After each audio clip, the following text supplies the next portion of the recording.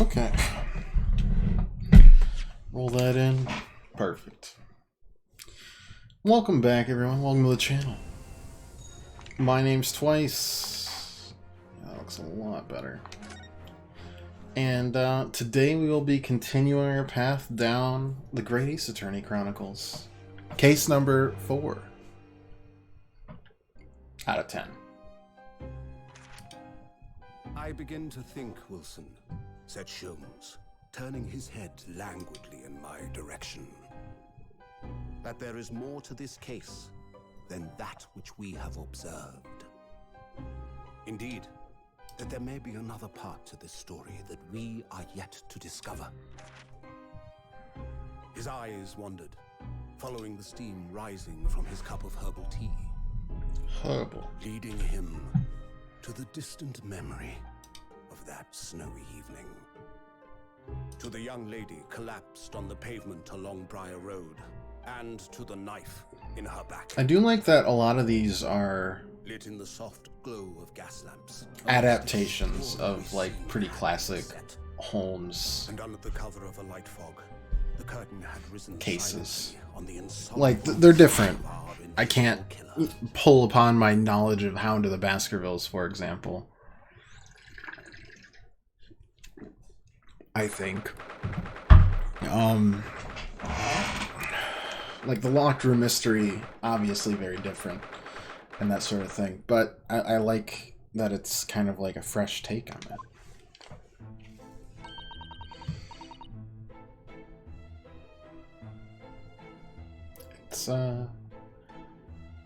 It's nice, for sure. Alright. Did you sleep last night, Mr. Naruhodo? No, not at all. It was an enormous hotel, wasn't it? The rooms were so luxurious. I feel like we were staying in a palace. Hey, Crystal, how you doing? And with all the gas lights twinkling, it was brighter than day, even in the middle of the night. How you been? Get through the week okay? I mean, you're alive. That's a positive. It's more than I can say for this cat over here. Exists in a permanent state of half alive. Am I asleep? Am I awake? Nobody knows. Just semi-conscious.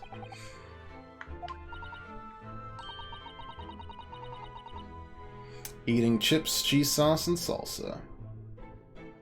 Sounds really good.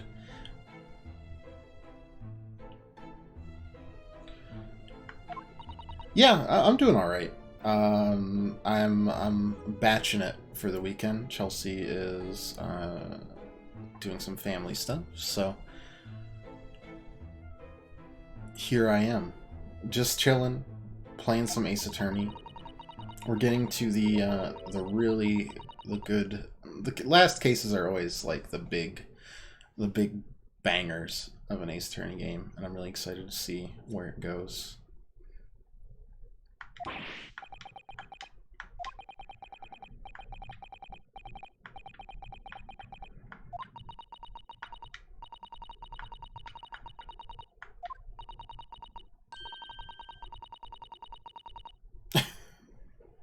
Positive. Hey, we made it through. That's what matters. We must find some more affordable lodging straight away. If we're not careful, our entire stipend will be used up in 10 days or less. Ugh, London is a scary place. Not as scary as Mr. Lord Magister the Magnificent himself. Lord Chief Justice. You know, same thing. Same diff. Coming to report on the outcome of the trial at the Old Bailey yesterday.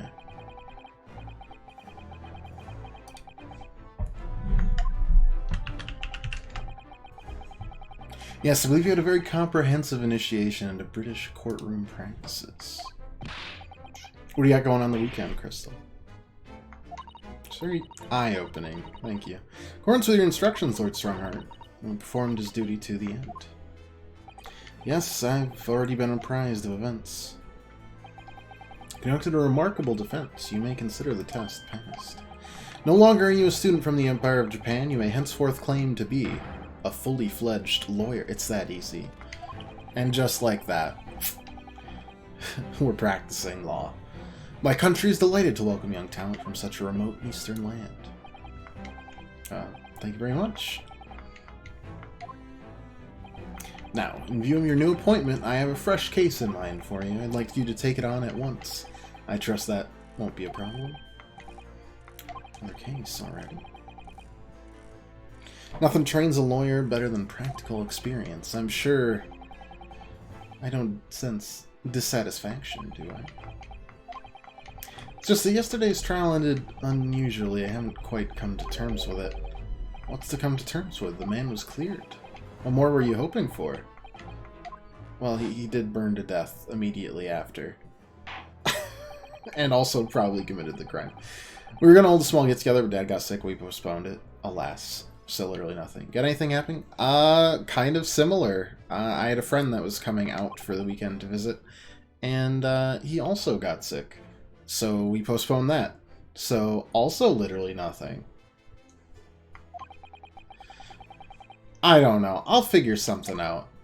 I've been watching, I'm not narrating this. We already did that last week. I'm watching Squid Game on Netflix, so I guess I'll watch that. It kind of reminds me of, at least for you, Your Turn to Die.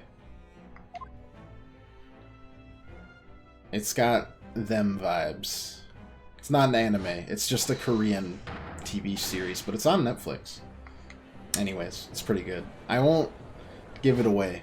It's just got that weird creep vibe where things are happening and you're wondering why, and it's violent and oof. Oof.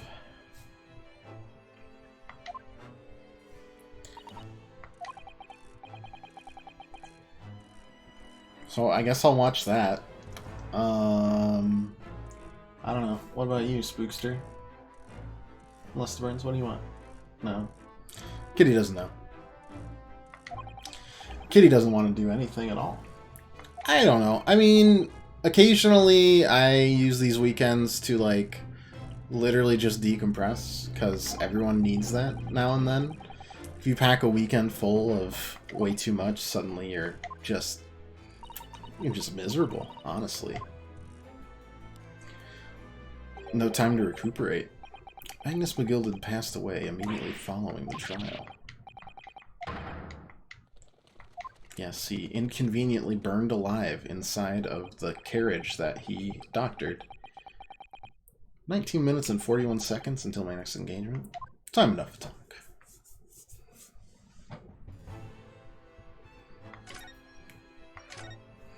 This isn't actually news to us, the player.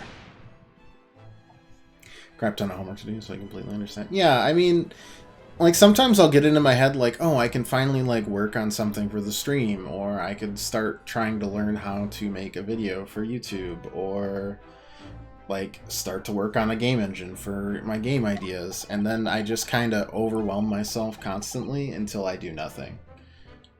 And sometimes you just kind of need to separate it out and say, those can wait, you can just relax. Like, I play a couple MMOs of sorts. Destiny kind of counts, right? And then FFXIV. So, like, there's raids and stuff that I don't get to do almost ever. And I might, you know, do one of those or two. And I might do stuff around the house. And blah, blah, blah, blah, blah, blah, blah, blah. Some meal prep, some working out. Torturing myself with Ring Fit Adventure once more. That sort of thing. That is being investigated. Yes, it was very mysterious how he immediately burned alive in a carriage that doesn't seem quite on fire when we left. But the police have identified a corpse found inside the charred shell of the carriage as that of McGilded. Man must have slipped inside while the bailiff's attention was elsewhere. I don't know about this. How could that have happened? That is also being investigated as we speak. so you know nothing. That's great.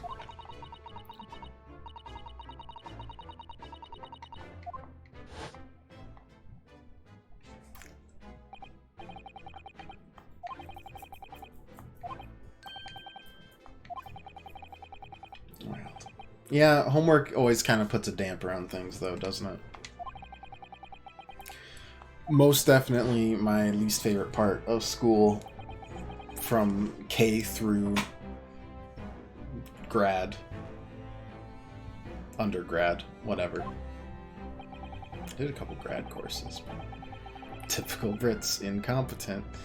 I mean, they already messed up the jury. I can't wait to see what the jury is on this one. I want the jury to have an even closer connection to the crime and just have no impartiality whatsoever. I dig it. I like the Wild West of the law right now.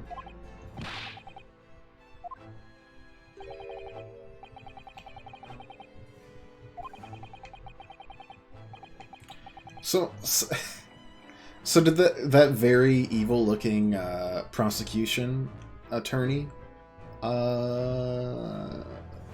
kill him? I don't even feel that bad. I'd let him get away. Mr. McGilded was no, he wasn't a good guy. Oh, how did you find your first taste of our country's Supreme Court? Oh, well, I don't know. I mean, it was wow! It means that the whole experience was steeped in the solemnity of Great Britain's long history. It's really a world apart from our own judicial system in Japan.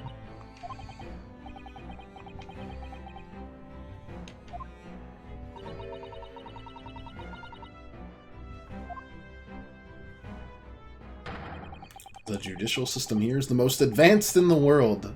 I'm very sorry to hear that. We can do better.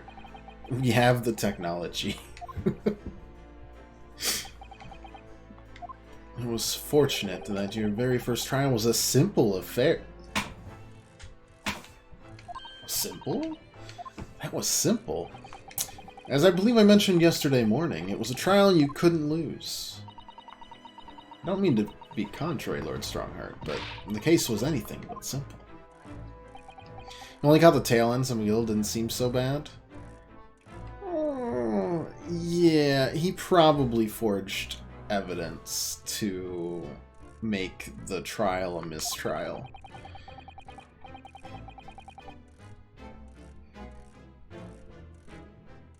Almost certainly.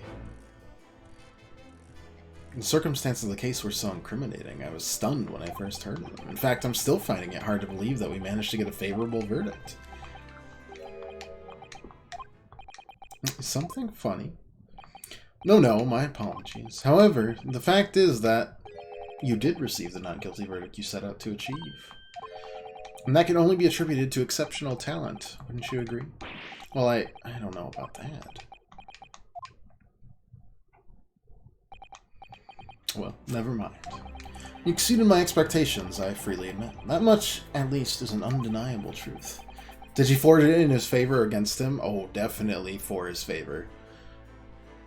Yes, everything was looking really bad, including things that definitely weren't there or were there in the carriage before the recess for court, and then immediately following that, things appeared and or disappeared from the carriage that would have incriminated him further, instead allowing him to probably create a new witness that wasn't there and throw enough doubt on the origin of the body that it was basically a mistrial. Because they couldn't determine whether or not it was there.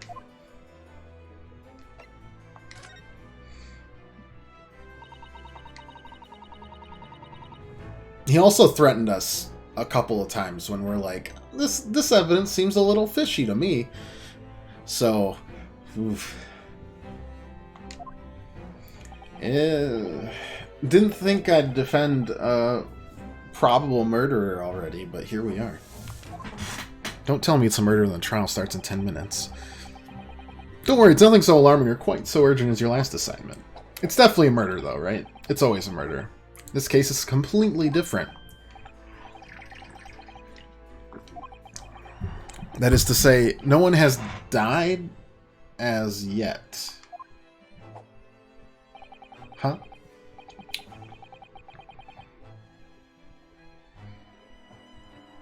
What? You missed that big portion? Nah, it's no big deal. It's... Oh, one of these days, I'll get a game on here that isn't too hard to pay attention to narratively. But, like, the big, long narrative games are perfect for the weekend, because we can do them when we feel like, and, it doesn't need to fill up, like, 4 weeks of stream schedule. Trial is tomorrow. Okay, but no one's died. Somehow.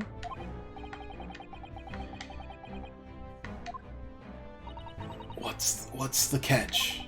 What is it? Also, could I defend an innocent person this time, please? Ah, wait. There is one similarity with yesterday's case. Once again, there is currently no one to advocate for the defense. The situation remains unchanged. The trial will start tomorrow with the defendant unrepresented. If that happens, I need not remind you of the inevitable outcome. The most terrible end awaits the defendant.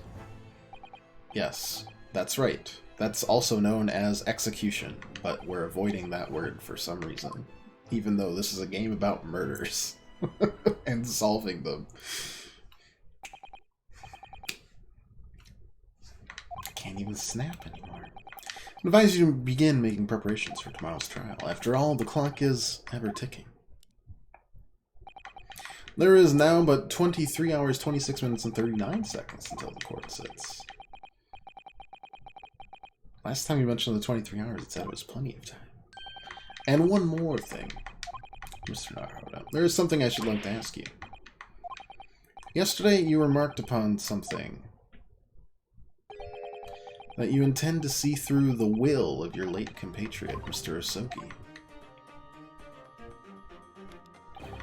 I'd be interested to hear what exactly you mean by that. Me too, because I have no idea.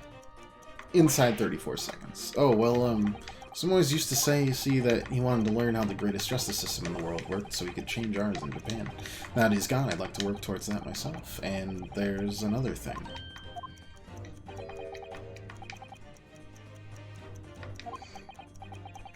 On their way here on the steamship, he said something to me. Something very important that I have to do. Ah, very descriptive as always? Yes. What would that be? He never had a chance to tell me. A kitten killed him.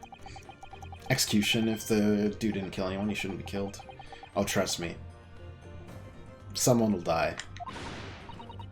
Every time it says no one's died yet, someone dies. Even if the case is unrelated to murder or violence in any manner, someone will die. That's a pinky promise from me and the cat to you.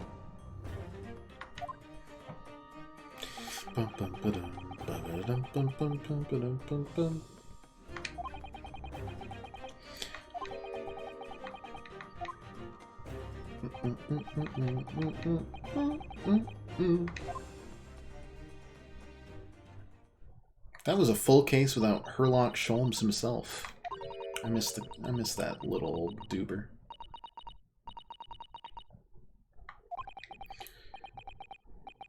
If no one dies, your finger is mine. Fair. Anyway, we better talk to the detective, don't you think? Yes, you're right. Hope I'm just imagining it, but I wouldn't say he looks pleased to see us at all. Pretty happy about his fish and chips or whatever he's got there. Yes, please, let us examine his chips.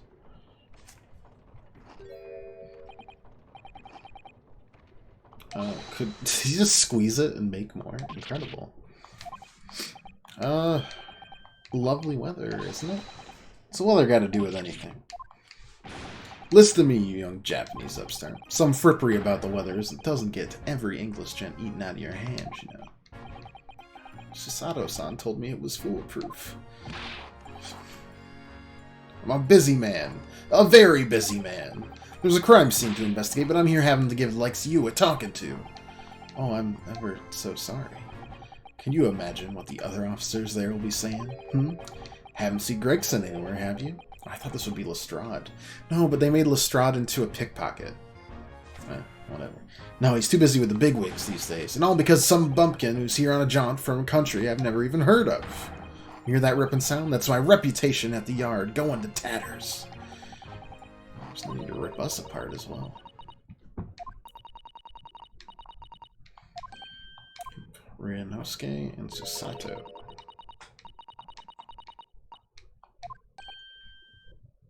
No. It's lovely weather we're having today, isn't it?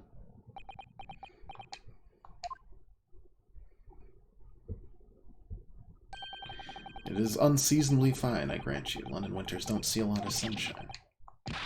How'd she pull that off?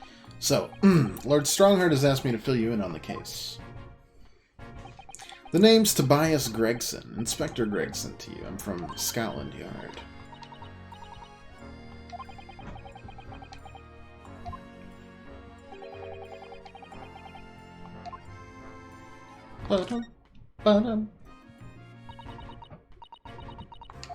Inspector, are you perhaps the Inspector Gregson?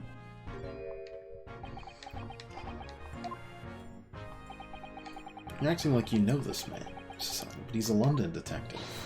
Oh, I do know him very well, in fact. Yeah, he features prominently in The Adventures of Sherlock Holmes. Oh, and that publication. What's it called again? Ranced Magazine? That's right. Inspector Gregson and Mr. Sholmes enjoy a wonderful friendly rivalry. Oh, well, I don't know about that. Mr. Sholmes isn't a professional like myself, of course, but he does come up with the goods from time to time. Mr. Sholmes is equally complimentary about you, Inspector, isn't he? You've earned his highest praise. Gregson is the pick of a bad lot in all of Scotland Yard. Those were his own words. The I guess you'll do compliment. That's his highest praise.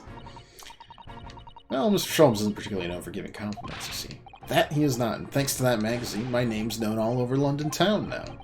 That's great, isn't it? I have to admit that to start with, I was a little flattered by all the attention. Everyone wanted to shake my hand, and my reputation at the yard went through the roof. It's wonderful. No, it is not. There's nothing more sinister than the man on the street. People are always looking at me now. They're whispering rumors about me under their breath, I'm sure. Are you quite sure? He's changed since he started appearing in those stories. The fame's gone to his head. Stuff like that. Gosh, do you really think people are saying such mean-spirited things about you? Like I said, they whisper, so I can't catch exactly what they're saying, but I know what folk are like. I'm sure that's what they're saying. As sure as eggs is eggs. It's that classic phrase. Everyone knows that one. Get the feeling this detective could be very hard work.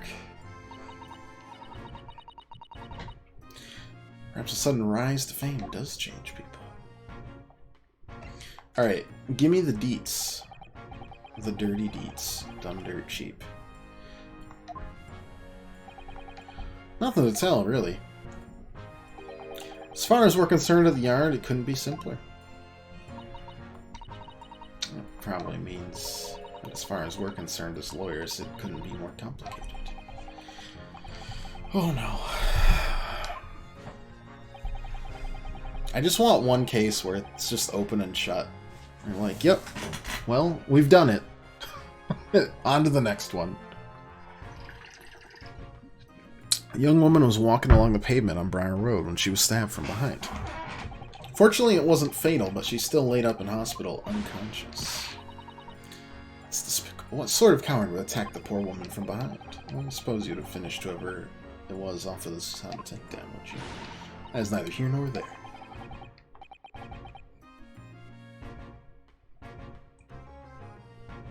seems I keep the pinky. Sorta. We'll go halvesies on it.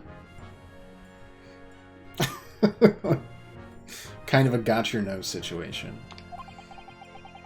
It is both my pinky and now your pinky. Barely had time for a cup of tea after the incident took place, to be honest. There must have been something left at the scene that led you directly to the culprit. Perhaps a reliable witness? Let me stop you right there. You're wasting your time on this one. There's nothing you can do. There's no way to help the bloke now. Why ever not? Simple. Prosecutor that's been assigned to the trial tomorrow is Lord Baruch von Zeeks. Sounds like you heard from them. Oh yes, we're very familiar with Lord von Zeeks. I am pretty sure he killed Mr. McGilded. Believed to be the harbinger of death itself, the Reaper of the Bailey. Virtual Mark Pinky. That's, it's an NFT. It's very priceless. Keep it. Sell it in 10 years. Auction it off. Become a millionaire. Sure, I'll be that famous in 10 years. Yep. Do you disagree? You do. You need belly rubs. That's fair.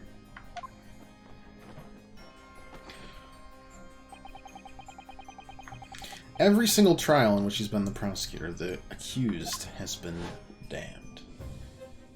Except for this one, because he survived. Keep the stream as proof. Oh, it'll be uploaded. All of them are. They're all uploaded to the tubes. In case people ever miss one and want to catch up. Basically. That's really all the YouTube's there for right now. I'm thinking of, like, splitting it off, though. When I do an actual video. I don't know. It doesn't matter. It's a good repository for now. I suppose he's earned that, because every defendant he advocates against is found guilty. Is that it? Well, that's the case. We should inform you, Inspector, that in yesterday's trial against Lord Von Zeeks, we secured a verdict of not guilty. And what of it? Oh, well, I think it means that even against the Reaper of the Bailey, it's not impossible to save the defendant. No, you really don't have a clue, do you? What happened to that bloke in the end, eh? He's dead. Magnus McGilded came a cropper in that omnibus when it went up in flames. So you can't rightly say you saved the defendant, can you? What are you saying? Look, if Van Zeeks could get the dirt to stick on everyone, he'd be a miracle worker. But that's not how it goes. He doesn't work miracles, he works magic. Black magic. I'd have a good long think about that if I were you. If there is a pattern for his defendants that die after, have we not investigated this man? Or do we just kind of let bygones be bygones here? What would I do a video on? Care to share? Yeah, I mean, for like a practice vid, I'd love to do just like a simple, stupid top 10 of like the games we streamed over the past year, right? So, you know, it'd come out in like December or January or whatever. A best of 21, but just the games I've streamed. As for real videos, I don't know, just analyzing stupid stuff. I've thought about making one on what, which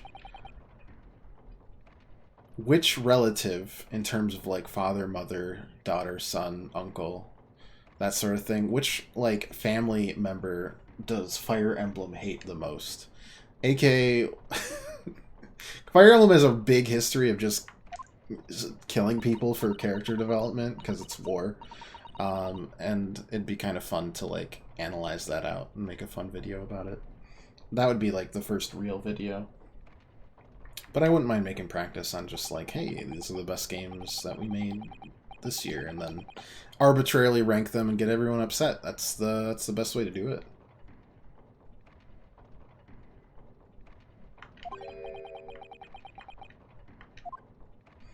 Sounds fun. Yeah, if you need any help from me, yeah, I'd love any help, honestly. When I get to it one of these days. As you get to know me, you'll realize that one of these days always just means eventually, and then in like a fit of inspiration, it all gets done, and then I'm back to like a sedentary rock. It's quite a sight. Inmate 53. Okay. But yeah, I think both of those would be fun. One for practice, one for, I don't know, actual stuff. I feel like if I have actual videos, I wouldn't want them to get lost, so I'd like make an extra YouTube channel that's just like a stream repository, and then actual videos on the actual channel. But I don't know. We'll figure it out. That's what I do with art. Don't feel bad about it. I don't feel too bad about it most of the time. It's definitely like, hello. Something troubling you, Mr. Naruhodo. Or do a playlist? Yeah, playlist could work. There's just a lot of videos on that channel. It's been a repository since the beginning, so it's 3 years of streams-ish on there. More or less.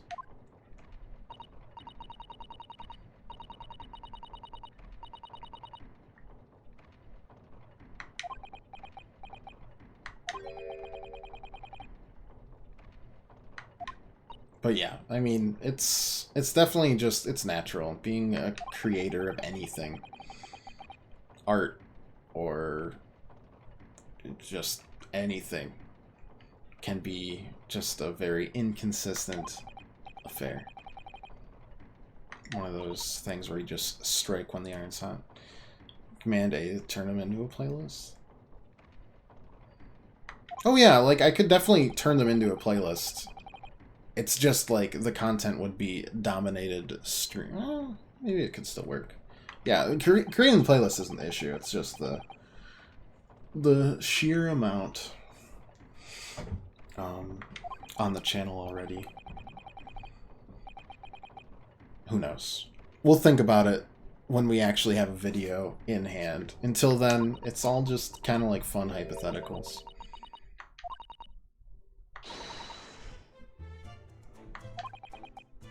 We've created a few playlists too. And then I've had Val, who's occasional viewer on the channel and friend of the stream, also creates some YouTube videos for me. Or not YouTube videos, but playlists for me.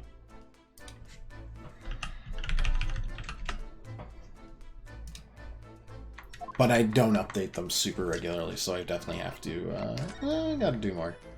Alright, so scene of the crime or the... Well, let's talk to the actual stabber.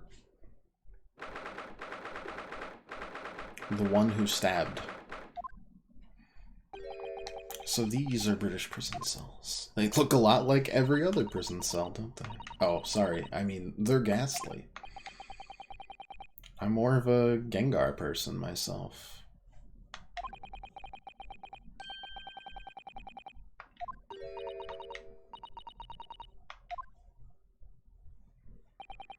Apparently our client is in this cell here, but it's so dark at the back there I can't make him out.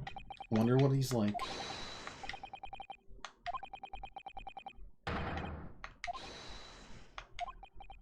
Am I a cat? As yet, with no name. Calling me by a number. It's utterly, unbelievably, unjustly, unreasonable. I refuse to answer.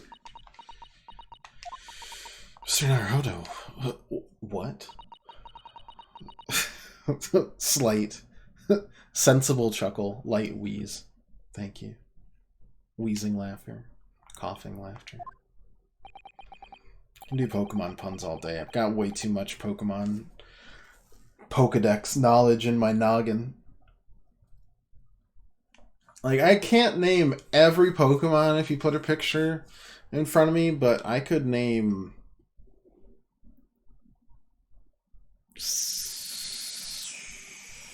I could name 600 of them, I think. Out of the, what, 800 and something there are? Oh, he's Japanese. Interesting.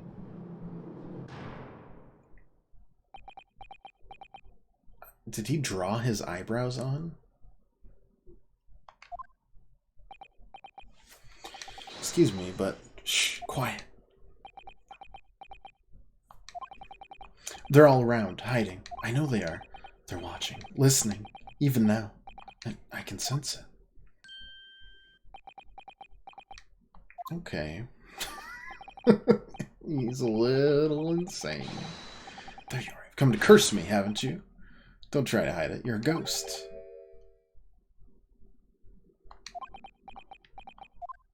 Hey, Matt. How you doing? Feeling better, buddy? You no harm, prisoner-san. Are you Japanese by any chance? Scouts and gloves on in the spirit of the 1st of October, making bone puns all day.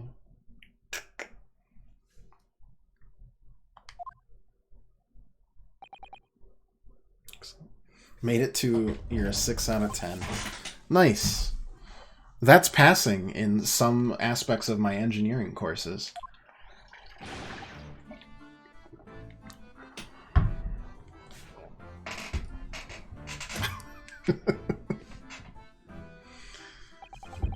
Yes, welcome to Spooktober.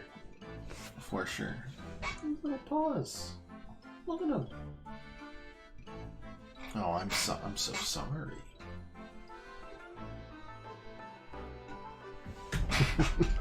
Forgive me for that outburst before. I'm so sorry. Well, it's fine. We're just a little surprised, that's all. Imagine it. It's been 12 long months since I left my hometown, and here I am, in a frightful fix in a foreign land. So hearing the sweet, sentimental tones of a compatriot's voice here in this damp, dark hellhole was a most monumental, moving moment.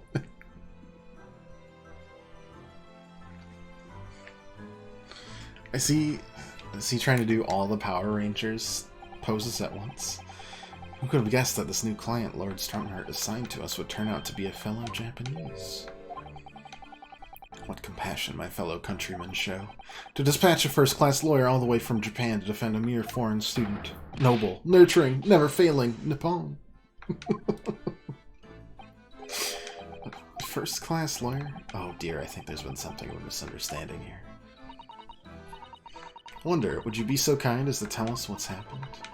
Why you've been detained as a suspect, for example. Yes, I can. I will. Shan't stay sullen and silent.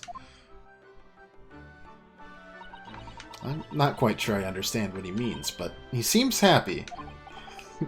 Yes, he does. I just hope he actually has a good reason to be. You don't know how I feel about this dude? I didn't either, but now that he's doing the Power Rangers and the like Ginyu Force 5 poses, I'm all for him. I have a much better overall feeling so far than I do from McGilded. I personally enjoy defending innocent people. I mean, defending guilty people is, like, it's good narrative. It's meaty narrative to chew on, but rescuing people from crimes they didn't commit feels good. Feels good. I am a visiting student sent here by our government, notoriously named Natsume. Soseki Natsume. Okay. I am pretty sure he drew his eyebrows on, though. Almost certainly. What an unusual name. Call me Soseki, please. I'm a poet, you see, a writer of haiku. It's something of a nom de plume. You mean an alias? That's right. No, don't be so prosaic. It's much more refined than that. Haiku, that really reminds me of home.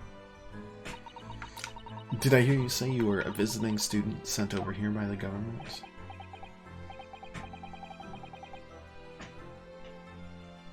That's right. A year ago I was told to go and study English. First I had to suffer that misery, now this.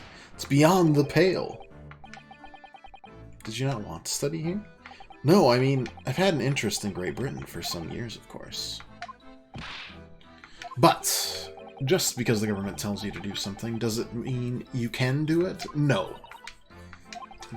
They told me to study English literature. That I could have understood. That's my field.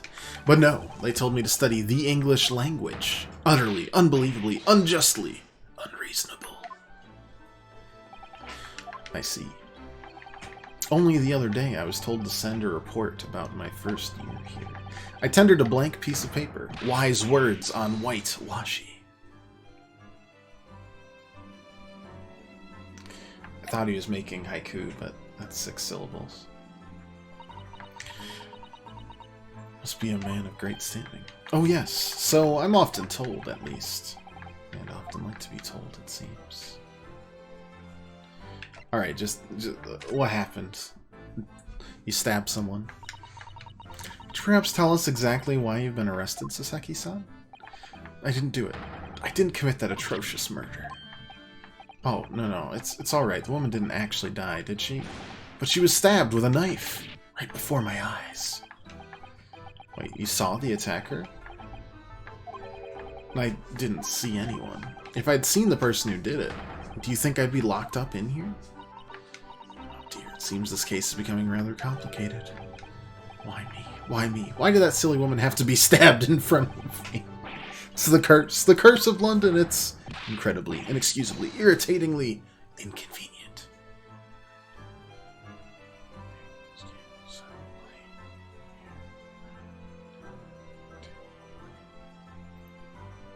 Oh, I don't know. Syllables are too hard for me. Give me 1-syllable words. That's my mental capacity today. I've done a hard week's worth of work. I wrapped it all up, put a nice bow on it, sent it off, whoosh. Now it's Ace Attorney with friends, belly rubs with the cat, and I don't know what later. So I was walking along on a cursed pavement. I could make out the sole silhouette of another ahead of me. A woman wearing a green overcoat she was, and just as I went to overtake her, just absolutely died. Let a little scream and collapsed onto the cold, hard slabs of stone at my feet. Terrible. I called out to the woman, but she didn't move. It was like a ghostly, ghoulish, grim graveyard.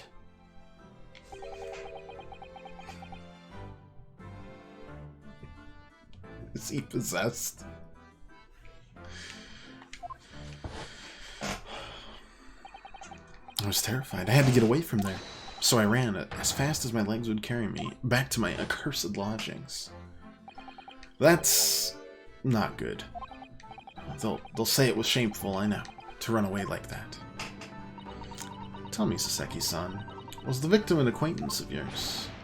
Don't be ridiculous. You think I know any of these fair-haired English? And a young woman at that. I'm diffident, shy, timid, unsure. I can't talk to people. I see. Hey, evening, Pirate. How are you doing? You may think it was Thursday. Shame on you. Hey, but then you realized it was Friday, which is a lot better than earlier in the week when I made you... when you thought it was Wednesday, but it was actually Tuesday. We've reversed. It's role reversal. You're welcome.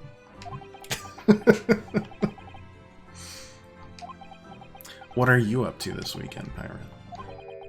It has been a week. Yes, it has.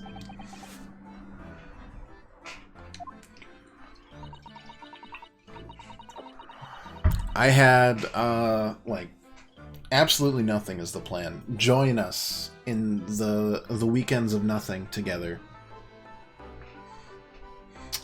Yeah, I've had, I think, over 30 meetings this week of just a bunch of random nonsense that I've had to, like, either work on or put out fires on. It's been something. But we're here. We're streaming again. Been doing a lot of, like, 4-stream weeks lately. It's been good. Hopefully.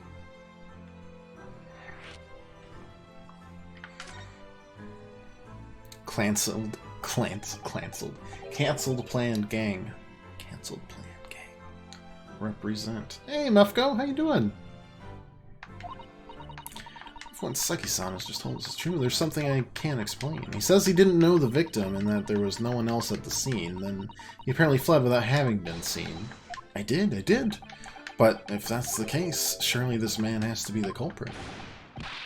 You. Nothing. I didn't say anything. Well, perhaps I thought that a little loudly. Oh, he's back to being possessed. What I was thinking was, how does the Saki-san actually come to be arrested? He didn't touch the victim, and there was nobody at the scene to see him. You've been good, been very busy lately, too. You can join our other gang. We have multiple gangs. We're not exclusive here. The way too busy gang. There's better words. Busy bee gang? I don't know. Busy beaver. Busy beluga whales. We'll come up with something.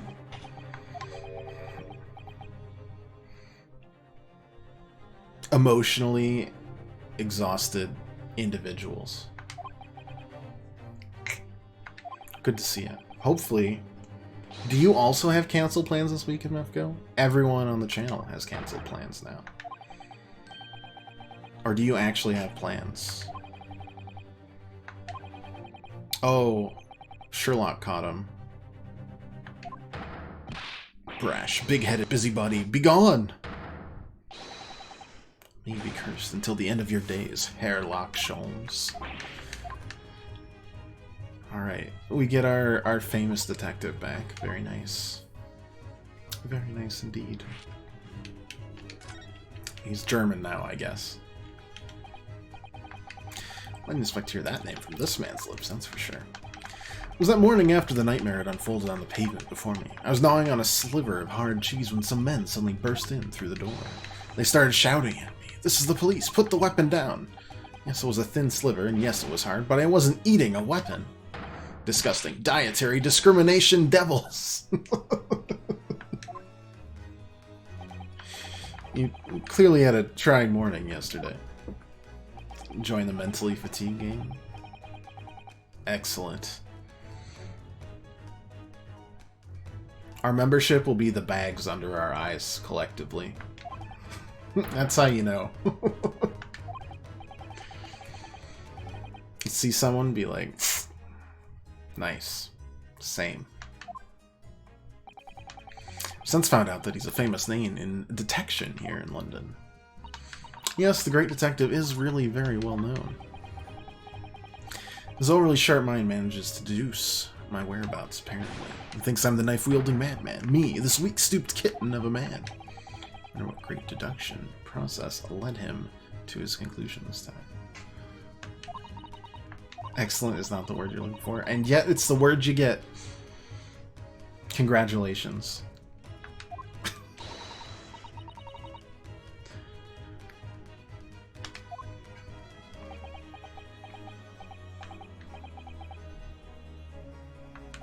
Thing is, I was thrown into a panic when they barged their way in. Of course you were, that's only natural. I was terrified and trembling, and they kept throwing question after question at me in impossible English, fiendish, foreign, flammery. Well, we are in England, you can't really blame them for questioning you in English.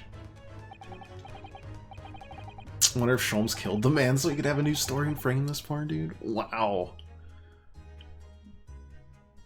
I watched a movie like that. That's a new level though. An evil Sherlock Holmes, that would be, ooh, I could get behind that. What was the movie? Nightcrawler. Did I start watching it because I thought it was The Mutant? Yes. Was I a very disappointed kid? Perhaps. But it was a good movie. But I was, I just wanted my blue mutant teleporting all over the place. Didn't get it. Sag. My favorite X-Men. X-person.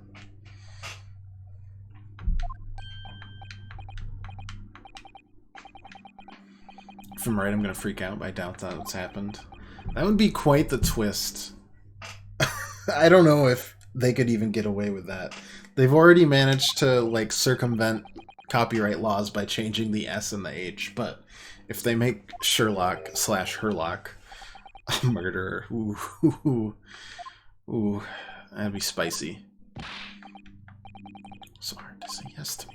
Well, the thing is, I'm just a student like yourself, on a study tour. I've defended a case in the Old Bailey, only the one, though. But at this moment in time, I really don't know what I'm supposed to believe in. I'm confused about what justice in this country even means. Not even the foreign student who was supposed to be here. I'm a sort of locum lawyer, I suppose.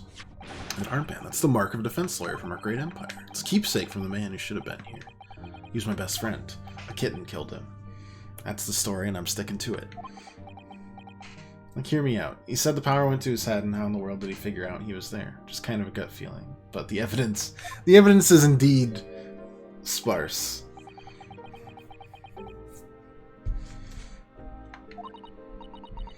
I'm sure Sherlock has secrets. I don't know if this is the one, though, but we'll see. It would be incredibly spicy. Which is great. I love narrative spice. Unfortunately, regular spice burns me up from the inside because I have the daintiest digestive system this side of the world. I'm not a fool. I know it looks as though I must be the culprit. And anyway, I'm a student from overseas. I'm just a foreign nobody to them. Someone not to be trusted. I heard them openly laughing about me before in my earshot without any compunction at all. Any trial for this man would be an absolute waste of time, they said. And, of course, the foreigner did it. They even had the gall to say, the man doesn't understand half of what's being said anyway. They're wrong. I've studied more English than half of the policemen out there in the streets. I've traveled halfway around the world to learn about these people's country and its great history. But no one here wants to listen to a man with a strange accent. They all hate me. So, at the very least... But that's just a theory. A game theory. I'd like to entrust my fate to someone. I don't know how many times I've heard that. Can listen to me in my native tongue. I trust him and his definitely drawn-on eyebrows. This world is the most racist. Well... it's probably more realistic. Quite honestly. The late 1800s, early 1900s is not exactly a hallmark of tolerance in the world.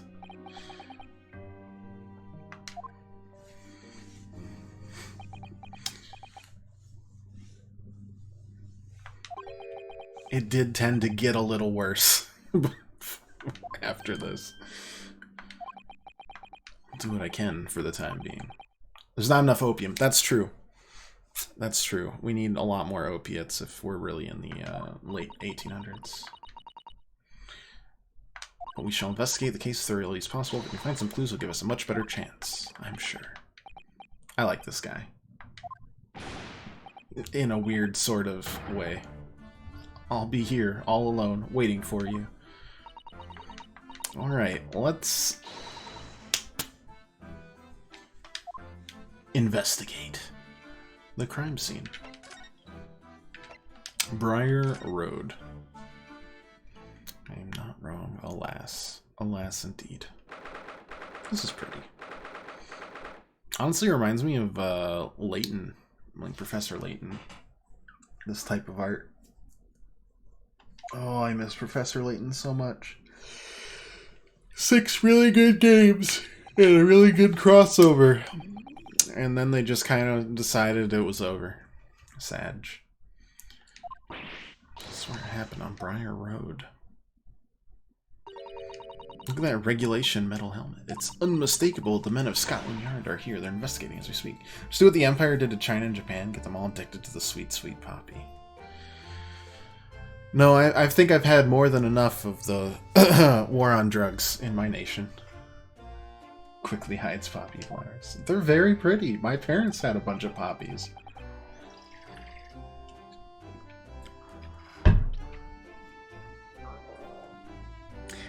As a child, they did almost spit out their wine or whatever they were drinking when I was wondering. I asked them if they made opium from it.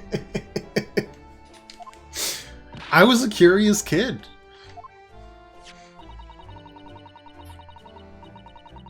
And knowing my dad, I don't know. Yes, it is a very specific poppy.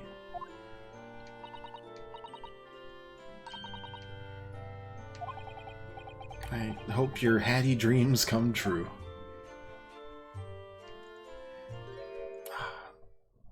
Inspector Lestrade, but not actually Lestrade. Inspector Gregson. What's the Japanese delegation doing here? Oh, Inspector Gregson. Just ugly sunflowers. Yes, yes, yeah. Oh, yeah. You joke, but it's legal here. So,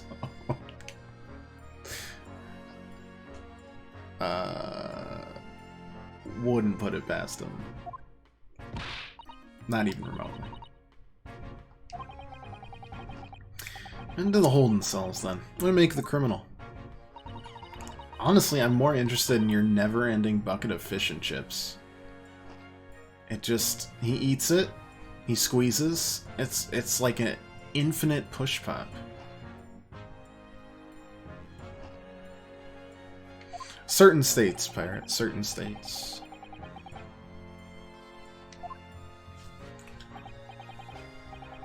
It's got like a pocket, it's like a bag of holding. But all that's in the bag of holding is an infinite supply of food. Bloke's in court tomorrow, whatever happens. The verdict's a foregone conclusion. The stone-cold air of rejection. I know it well. Take heart. London at this time of year is full of stone-cold air. That makes it worse somehow. Country is so confusing its million laws. Yep, and they're all different between the states. It's great. Not confusing at all. I don't know what you're talking about. Okay. You live here and I can't tell it's it from town. Yep. Yep.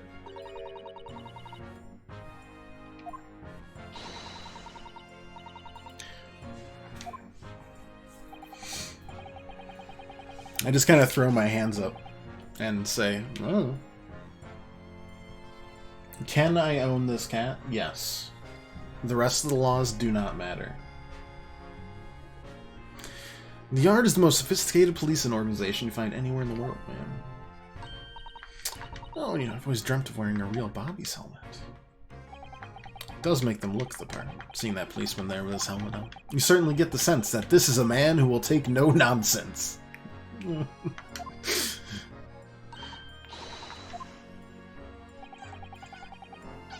Being a London Bobby is hard going, I can tell you.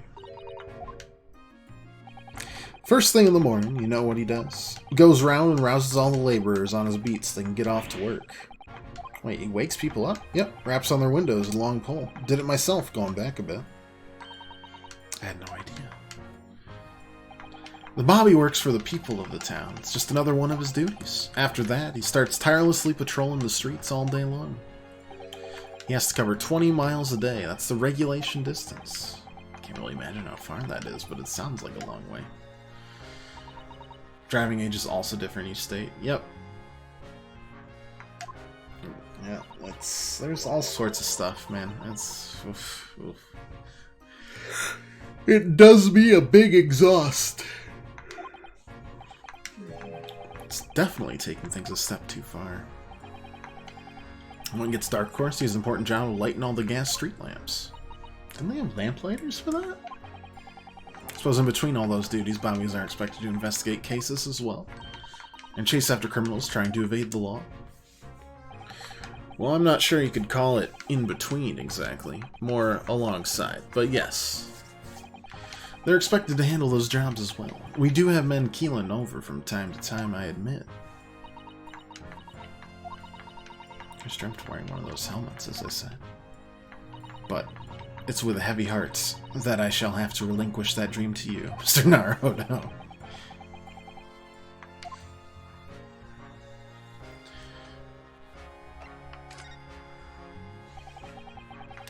Happened around 5 in the evening 2 nights ago, just there on that open bit of pavement. The victim, a young woman, was stabbed with a blade from behind.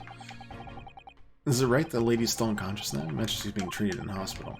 I never said she was a lady. Truth is, unless she comes around pretty smartish, we won't be able to find out much about her at all. Alright, so they haven't been able to take a statement from her. Here's a map, thank you. You just completely ignore it as much as I can. That's accurate. And smart. It only comes into play, like, in weird cases. You hope. The only things I've needed to learn are driving laws, because, you know, I drive, and then I had to have an intricate knowledge of the college city's parking lot and parking laws. Because they were ruthless. Let me tell you, meter maids in that city.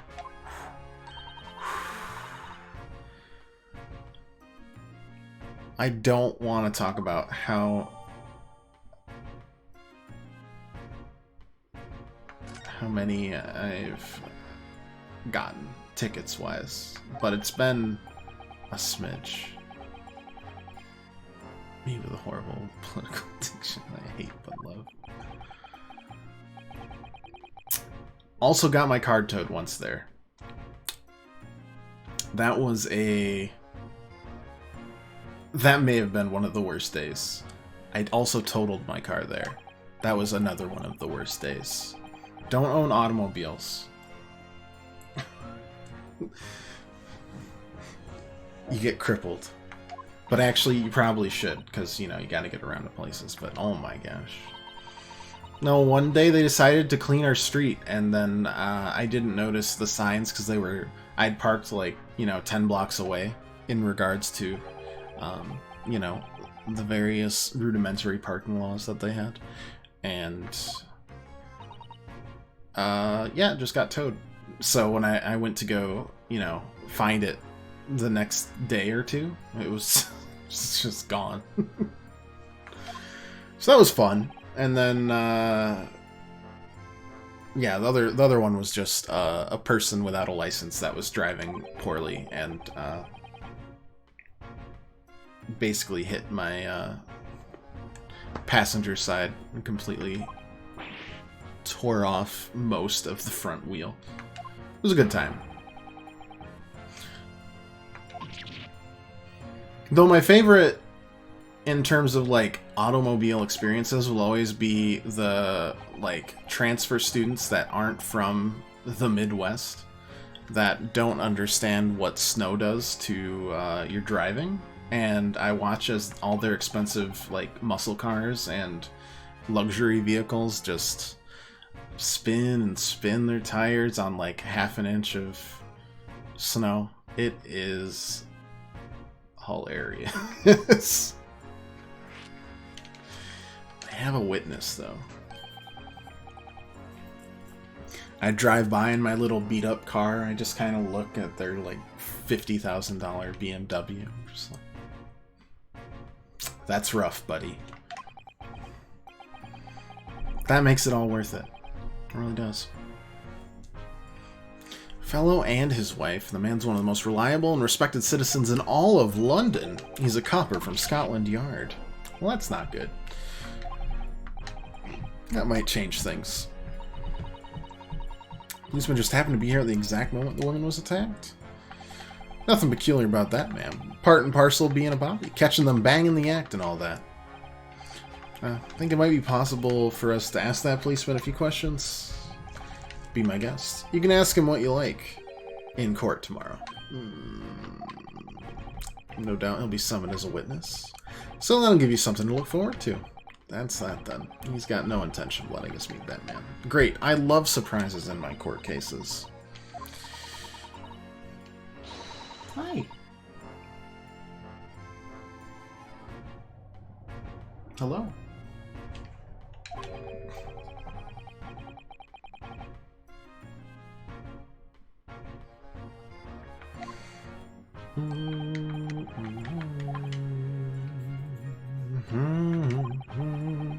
Person led you to the suspect. I hear that was Mr. Sherlock Holmes. What are you bringing him up for? Something I said? Colors drained from his cheeks.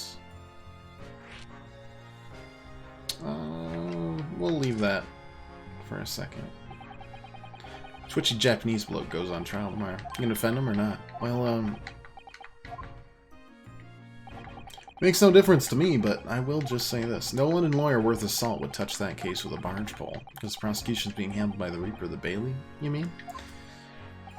Well, there's no way to save that man now. It's a waste of time trying. It's all a bit strange, though. The Reaper, he hasn't appeared in court once for a good few years now.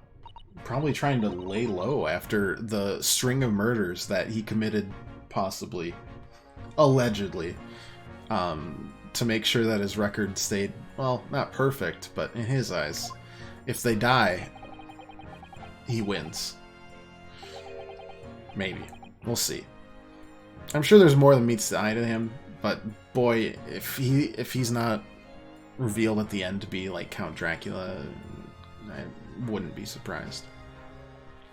Only people he usually bothers with are the real scum, the master criminals, the violent ones. Then why would he care about this?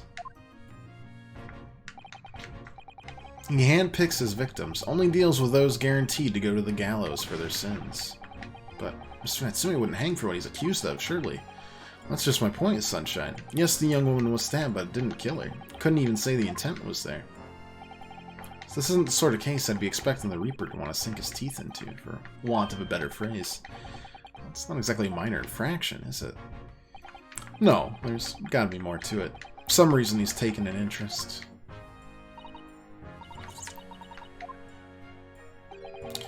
Think I can tell what's going on inside the head of that Lord of Darkness?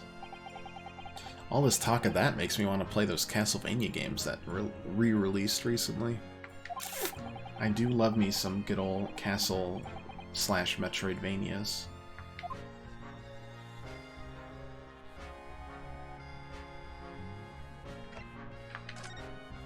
Oh, Metroid Dread comes out this month too. Oh boy. Who did you hear that name from? Oh, well, it was Mr. Natsume who mentioned it. He said Mr. Sholmes was with the police when they entered his lodgings. I'm sure it was a result of Mr. Holmes' inspirational grand deductions. Fiddle-faddle. The man's an amateur, and I'm getting sick and tired of him showing his mug everywhere. I don't know where he gets his information from, but he turns up at the scene of the crime, wanders around spouting incomprehensible rubbish, and before you know it, he claims to have solved the case. Careful, you've got to... Don't crush your infinite supply of fish and chips. I'll take the chips. You can have the fish. He is a great help to Scotland Yard, though, isn't he? Gibble gabble. Ever seen this before?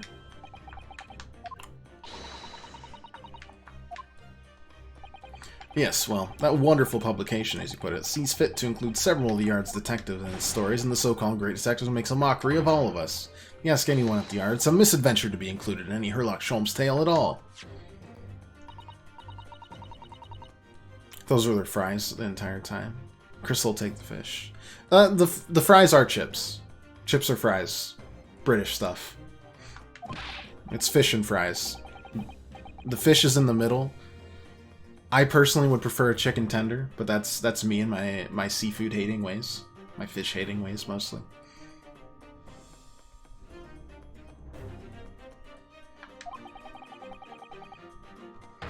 Much like Bangers and Mash, legitimate name. Is a meal.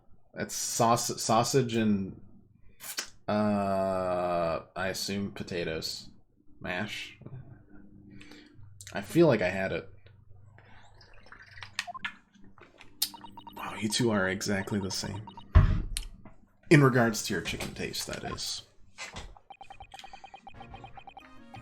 Clearly the Great Detective and police have a complex relationship. You aren't wrong, though. It does really look like that.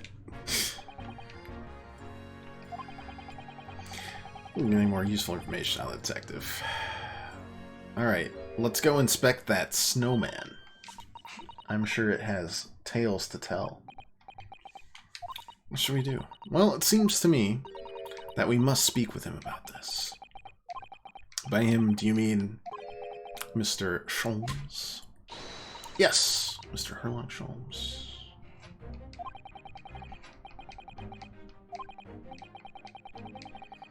Okay, well, I'm sure we'll find him, like, hanging on a wall like a coat. Culver's chicken's pretty good, but I really like Popeyes. But I think that's explicitly because they treat me like crap every time. That's how I know it's good chicken. The Popeyes... maybe it's just the Popeyes near me. They treat me with such disdain. It's incredible. But it's really good.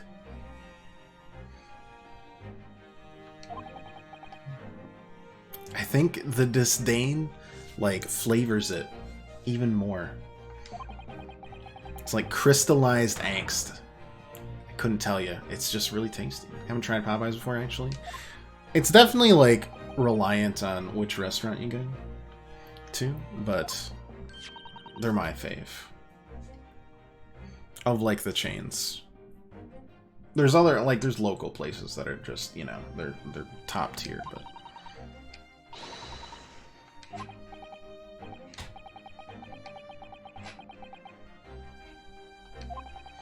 Alright, so we're going to go see Mr. Sholmes now. So we're not investigating this crime scene, which we need to do, so we have any amount of evidence. Oh, it does. Okay, let's investigate. There we go. Cane's is really good. I don't think I've had it anywhere near where I live, though. I don't know if we have it anywhere near where we live. The further north you go, the more boring our food becomes, I think.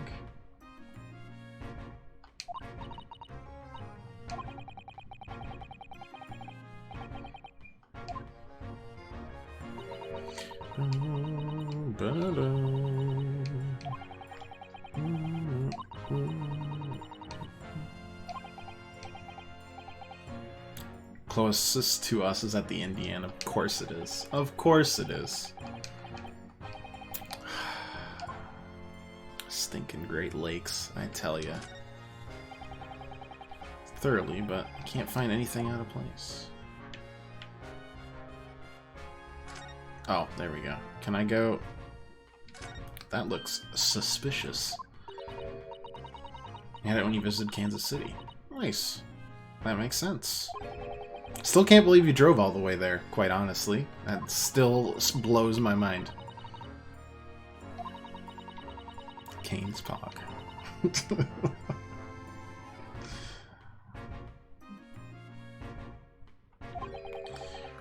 The bicycle fad won't last. I don't see why anyone would want to ride something like that. Okay. I'm gonna need you to calm down. Any occupation that involves taking both your feet off firm ground seems reckless. Only 10.5 hours. Oh, God. I've done it once, and it was for a spring break trip down to, like, North Carolina. Ugh. And I had 3 other people with me to swap. 10.5 hours isn't bad for a Cane's round. Alright. Our benefit to detriment risk analysis here, I think it's a little... needs a little extra calibration.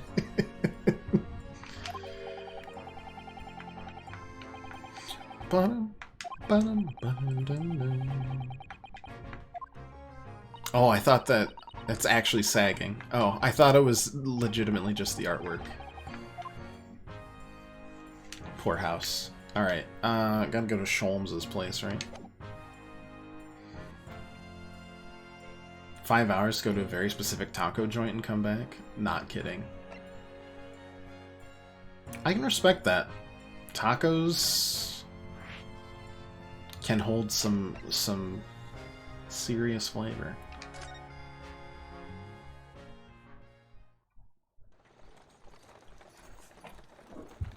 He's hardcore. Hardcore for tacos.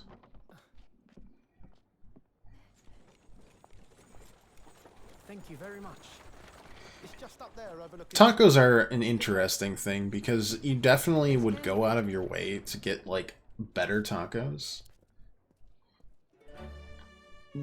But also, if you're hungry, I'll eat Taco Bell garbage.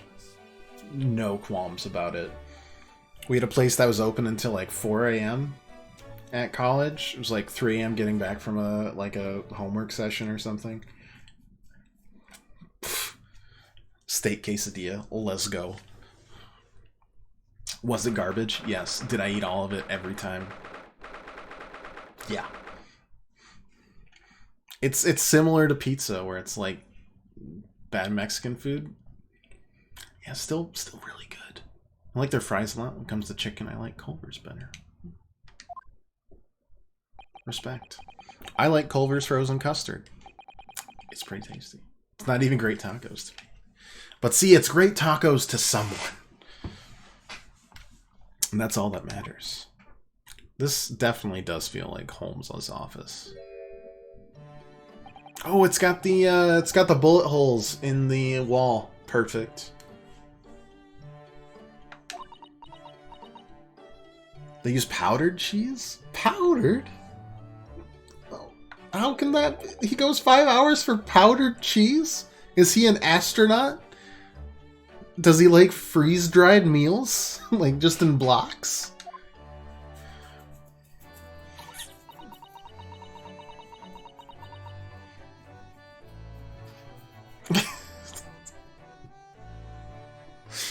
What? What?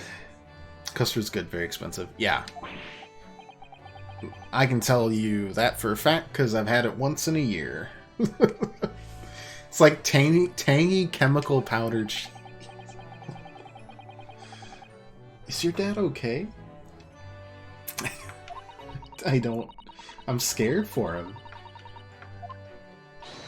Who hurt his taste buds this way? Eat some cold. Well, I eat cold pizza. Sometimes, you know, it just hits the spot. Degeneracy abounds, what can I say? Cold tacos, though, a little different. Because they could have, like, meat on it.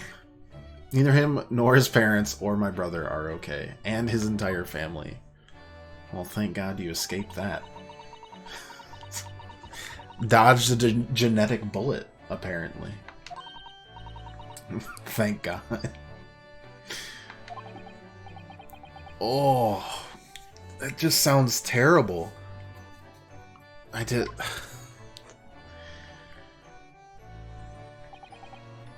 And now I'm right. I used to like be huge into space stuff. Shocker. Aerospace engineer here. Used to be into space stuff. Crazy, I know. But as a kid, I like had a freeze-dried, I don't know, something or other. I think that single-handedly shook me out of ever wanting to pursue like astronaut things.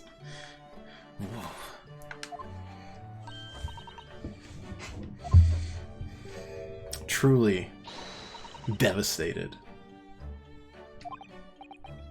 Hello again. Steampunk anime girl that does not fit into this entire area. Hello. Wait, aren't you... Oh, how rude of me. I'll go and make some tea at once. I'm sure it's the same girl. I don't think there's two girls that dress like that in London in 1901. See the girl was just here, Mrs. Sutton? Oh yes, isn't it truly extraordinary? To think that the King of Bohemia came to this very room to ask Mr. Holmes to take on his case. The King of what? King Wilhelm Gottfried Sigismund von Ormstein. And Smo. Of course! Sorry, I'm drawing a blank. Forget the events of Sherlock Holmes for a second. Look over there.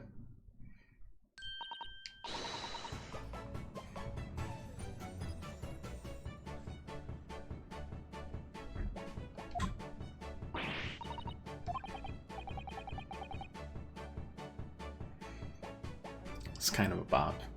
Not gonna lie.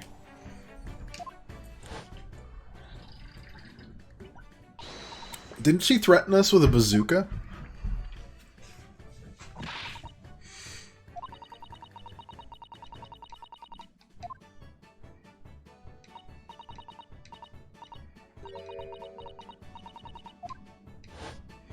I'm pretty sure she threatened us with a bazooka.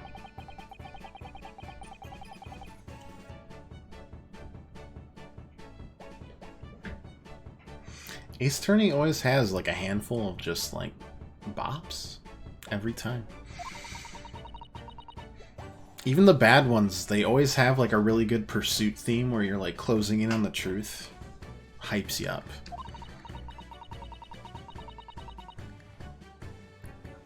I'm sure all the good lawyers have that.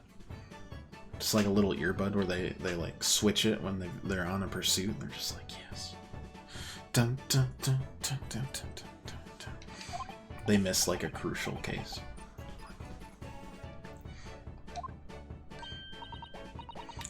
It's my special blend of tea. Is tea supposed to look that color? Oh my, what a fragrant yet mellow flavor. Alright, it's winter. I tried blending different leaves designed to alleviate fatigue, you see. You must be exhausted after your long voyage here. You have another ticklish trial tomorrow. Oh, and you're to defend a Japanese man. I do wish you lots and lots of luck. Did Mr. Holmes tell you about us by any chance? Oh, you knew Hurley, do you? Hurley? Mr. Holmes was a fellow passenger on the boat that brought us to Great Britain, you see. Was he really? Well, I had no idea. I'm afraid Hurley's out on an errand again today, even though he's just returned from overseas. Wait a minute. We met this girl for the first time ever yesterday after the trial, and only briefly at that. How on earth does she know so much about us? Did she deduce all those things, do you think? Is she the real brains behind the operation? Because that would be magnifique. So, I haven't introduced myself, have I?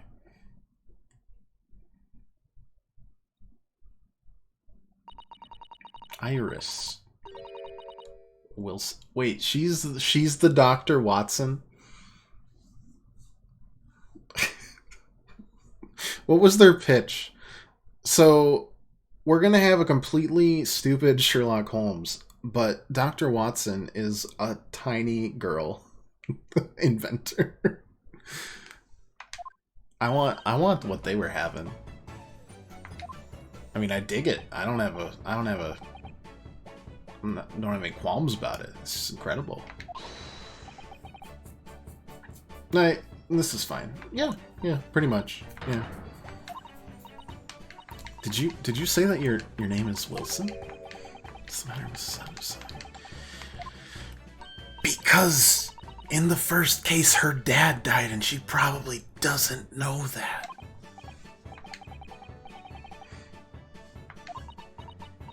And we'll never tell her. I'm sure it will not come up and cause extreme duress and distress. Susie and Runo. Got it. Susie? Runo? There's more of this girl than meets the eye. So many questions for her, I don't know where to start. Yes, and so do I. You read my mind? Okay. It was you that we ran into yesterday, wasn't it? At the Old Bailey? Yes, that's right. You were ever so helpful. Thank you so much. Oh no, not at all. I'm so sorry we couldn't have been more welcoming. Though at the time we did have a rather large gun pointed at us. Okay, yeah, she definitely did threaten us with a bazooka. Like this. Ah, thinking back now, you left with Miss Lestrade in tow, didn't you? Awkward witness. That was definitely paid. Oh, Ginny? Yes, she's a professional pickpocket. So we found out. It was very not of her to pinch my invention like that. You're referring to that trial-disrupting gun-like contraption? Exactly, so I followed her, you see, to get it back. Perhaps I should think about fitting a self-destruct mechanism in my inventions. This girl is dangerous. Anyways, I brought Ginny back here after that, so she could apologize to my trusty technician. Sorry, your technician? Hurley, of course, silly. Hurley? Yes, Herlock Sholmes. We live here together. No idea the great detective had such an interesting young daughter. Daughter? Not likely. Wouldn't call him Hurley if he was my father, would I? And what is your relationship with Mr. Sholmes? Well, I expect you found out that lodgings of any kind in London are very expensive. So the solution is to share the cost with a partner, a roommate. Your roommates?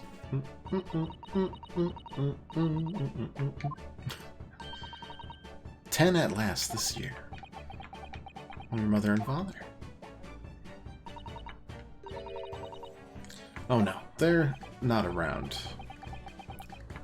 I think we know what the story is there, Rinosuke. You were considered a subject for his murder. Something I must ask you.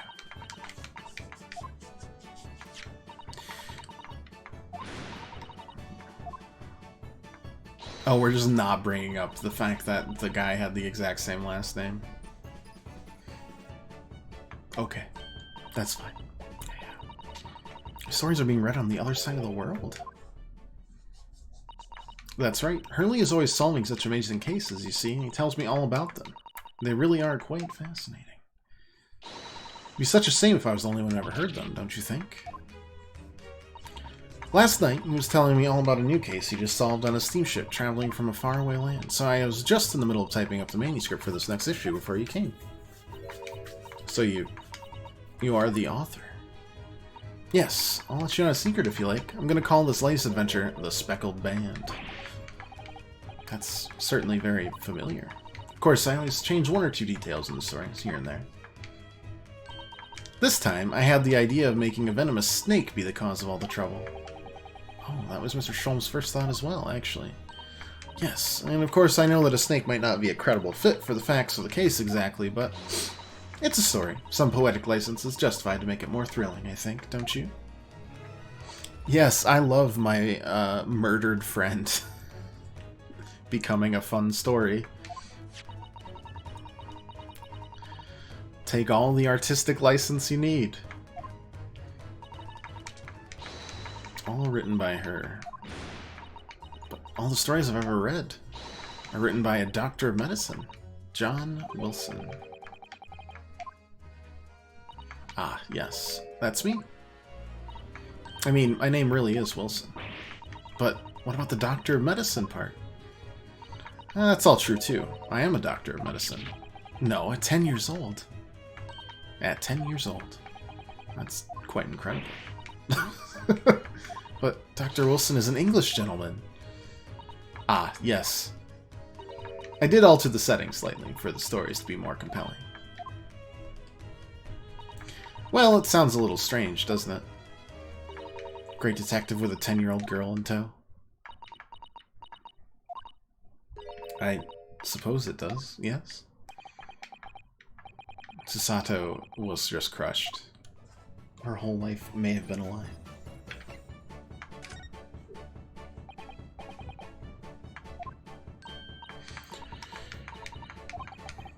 How did you know that I was a lawyer and we just arrived in London, I mean? Yeah. Oh, we have difficult travel tomorrow. How'd you know all that? Oh, that's what you mean.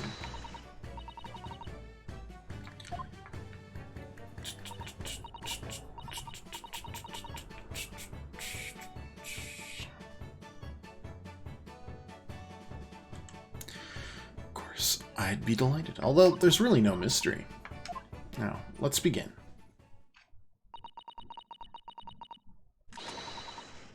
Iris Wilson is proud to present her logic and reasoning spectacular. First of all, I knew already that you were a lawyer. After all, I met you yesterday at the Old Bailey, the defendant's antechamber. Well, you also said we'd only just arrived in London. How'd you know that? Oh, I saw a passport and travel ticket protruding from your breast pocket. So I was reasonably confident that you must have only just arrived in the country. Sorry, that's my rumbly tummy. Furthermore, you accepted a case against that particular prosecutor. Definitely not Dracula. Telling me you were unaware of London's court affairs. Hi! Oh, what a big yawn. Then I noticed a red ink stamp on the back of Susie's hands. You were given that when you visited the local prison to meet with a suspect, weren't you?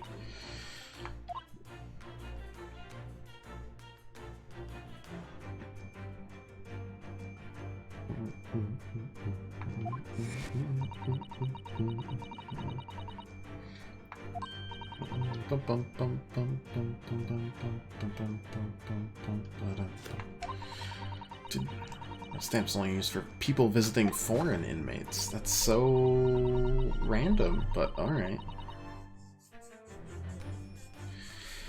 That told me even though you had only yesterday concluded the trial of Meg's guilt, the two of you had already caused to visit a foreign inmate at a local prison. However, neither of you was wearing a particularly sad expression on your face. So I conclude the prisoner was unlikely to be a friend or a relative.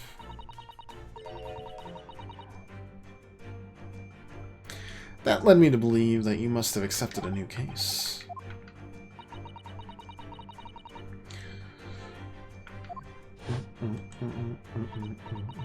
I've barely been home a few hours yesterday. Hurley solved yet another case. It obviously amused him. He told me he caught a Japanese man who was bawling and trembling.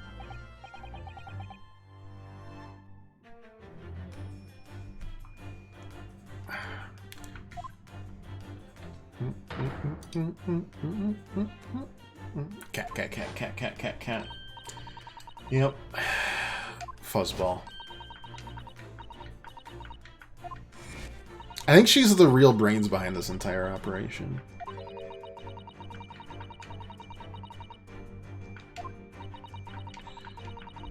Facts lead me to... You both came here to ask Hurley about the case. None of that was wrong whatsoever.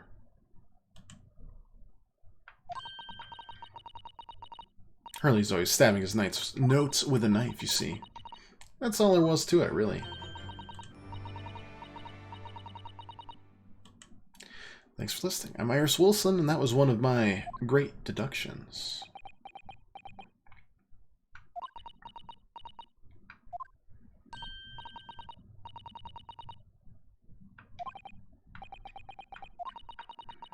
That was amazing, Iris.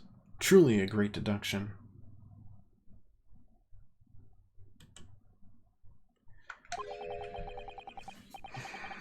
We managed to ascertain something of Mr. Sholmes' delivery. Oh, I was just copying his style for that. This really is very good news.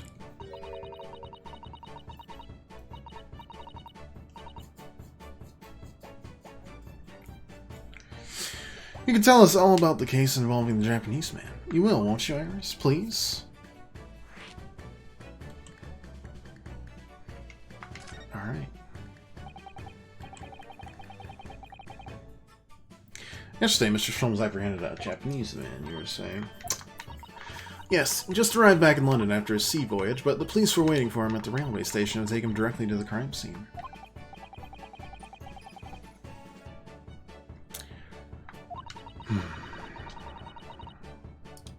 Apparently a woman was stabbed on a quiet street somewhere in town. Her witnesses have seen a short, shifty-looking, stooped man.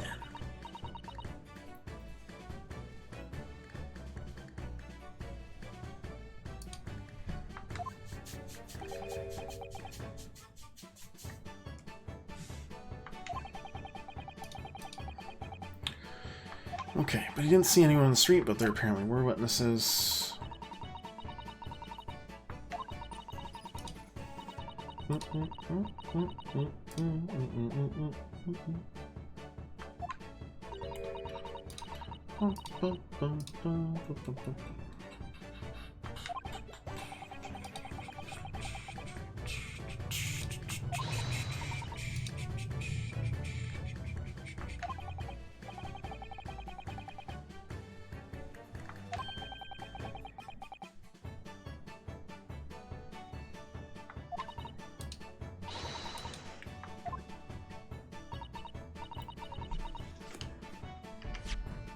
Oops.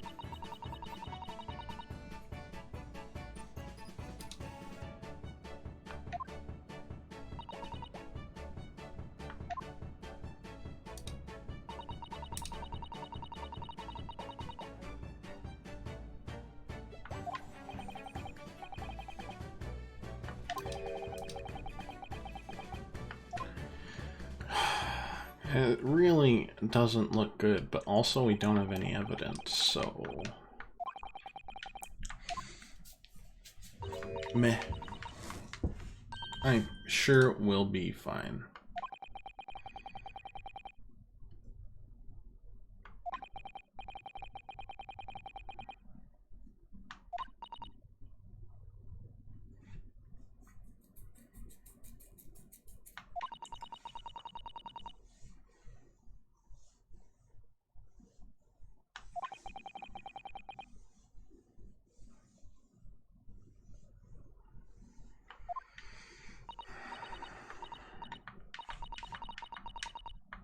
The man's lodgings. Okay. That should actually give us something to work with, right?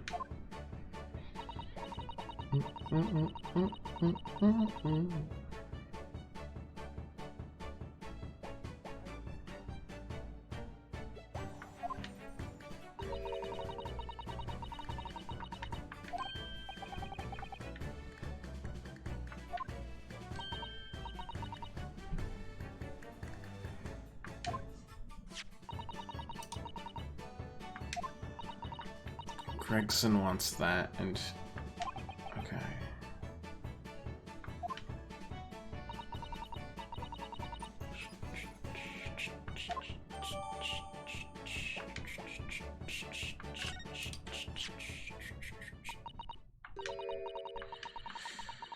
Tell the gentleman in black whatever he wants to know. I trust that won't be a problem. Wow. Iris pulling rank. Apparently.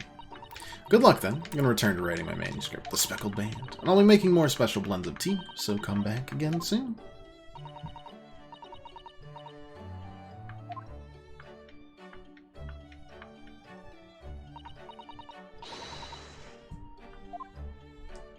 Alright, back to the crime scene. Hopefully actually get some stuff. So, somewhat dubious that they would exert any control over the men of Scotland Yard at all, we headed back to the scene with Iris's curious note and one of the world's heaviest silver coins in hand. To be continued.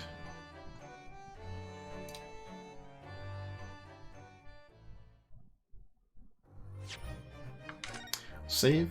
Let's continue on. We've got plenty of time left in the day. Okay, don't save twice. Don't save twice.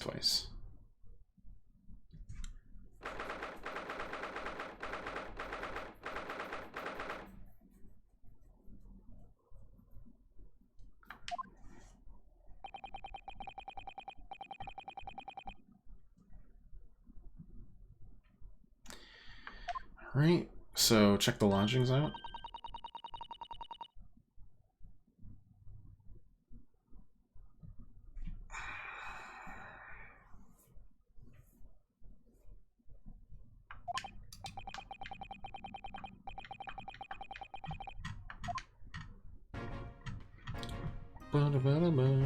Alright, time to present. Don't really know how this is... okay. There we go. Here's a postcard, I guess.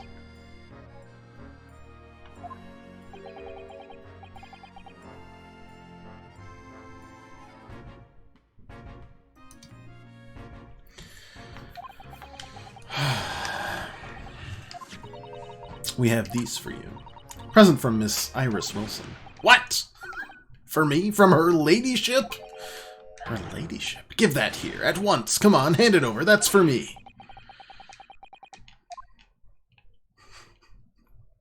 Okay.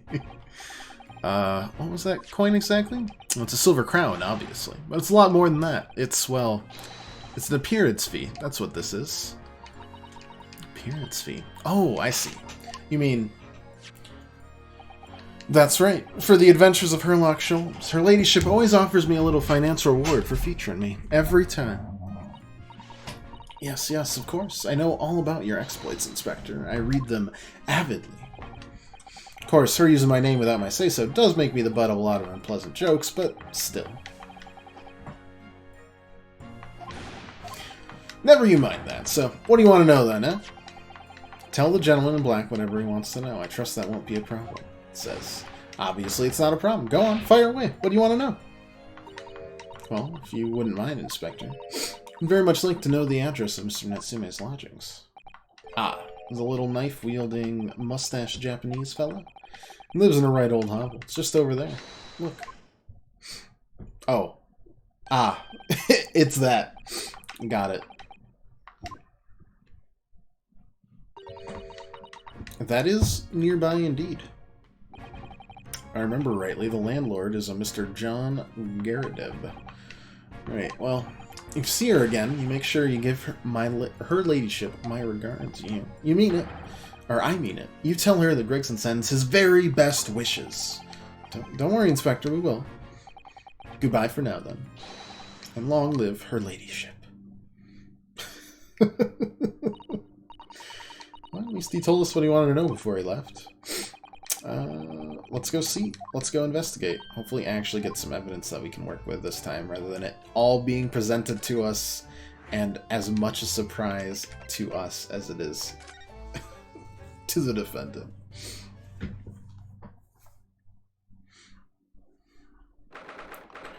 February 19th, Mr. Natsume's lodgings. That's just a cannon sitting there. Hello. Maid. May I help you? Ah, yes. Will this be the residence of Mr. John Garadeb? Indeed it would, sir. Who might I say is calling? My name's Ryusuke Naruhodo. I am representing Mr. Oh my god, words. Saseki Natsume. I believe he takes lodgings here. I would very much like to ask him some questions about our client. Looks so happy for a second. One moment, please. I shall convey the message to Mr. Garadeb.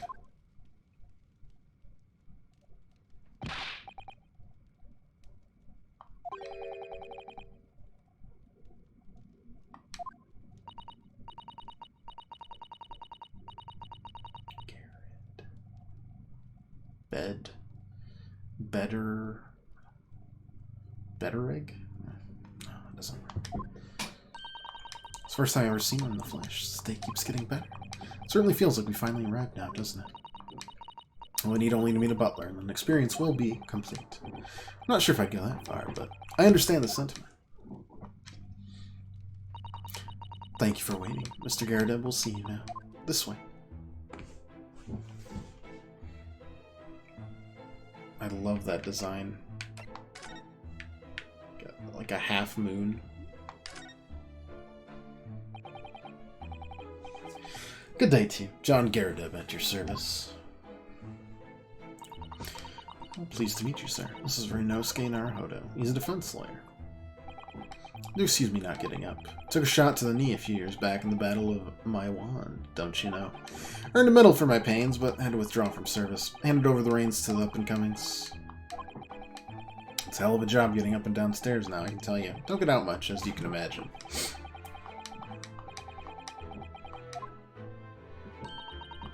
Must really take more exercise, Mr. Naruhodo. Oh, do you think so? I feel personally attacked, thank you. Well, Mr. Garadeb, no doubt you were very courageous to earn yourself a medal. Oh, it was nothing. The medal's just a folderol, really. Wouldn't like to offend the general, though, so I grudgingly displayed it on the wall. Why don't you fetch it down, Joan? These good people see it properly. Joan. Fetch the... Dash it all, woman. Be careful. Oh, dear me, I do beg your pardon, sir. Jolly here took Lee's skin off my hands. I shall be more careful, sir. Must take your leave. Take care and all the rest of the chat. You too, Crystal. Thanks for stopping by. Hope you have an excellent, plan-free weekend. And it goes well.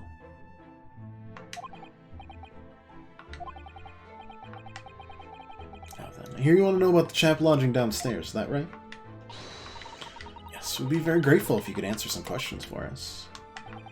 Only too pleased, naturally. Especially if it helps to keep the peace here in Blighty. We forged an alliance with the Empire of Japan recently, as I'm sure you're aware. So, this case is very much in the public eye, as it were. Oh, is it? Even had some famous detective poking around, you know. In this old house, would you believe? Could have been. Didn't catch the chap's name. Not really my cup of tea, all that detective business. Oh, but... You have a copy of Rant's magazine here, so... no. Anyway, the chap's investigating the foreigner's room as we speak.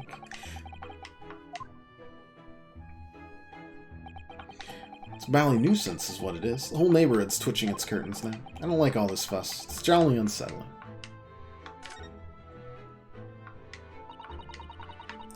About Mr. Natsume then, Mr. Gardeb. Please, do tell us. Yes, the Japanese chap. Only been lodging here for a week. So I moved in very recently then. I have 2 lodgers most of the time, one on the ground floor and one just below us. First floor room became available a week ago, you see. There'd been... Dash it all, Joan. Do be careful. Oh my goodness, I'm terribly sorry, sir. If you want to know my opinion, I thought he was a shady sort from the moment I set eyes on him. They spent a lot of time on the jiggle of her cheeks.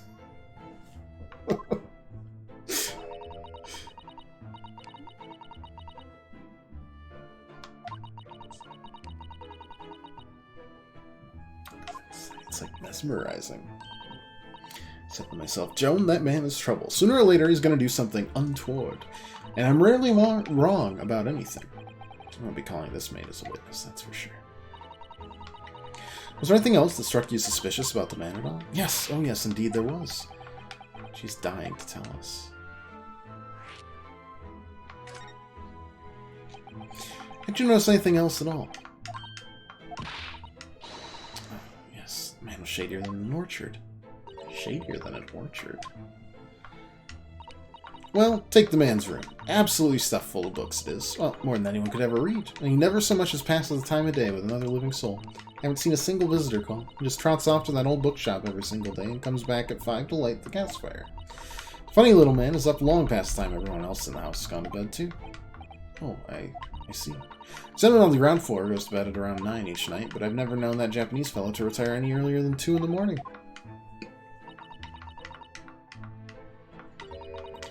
Clarify something, I wonder?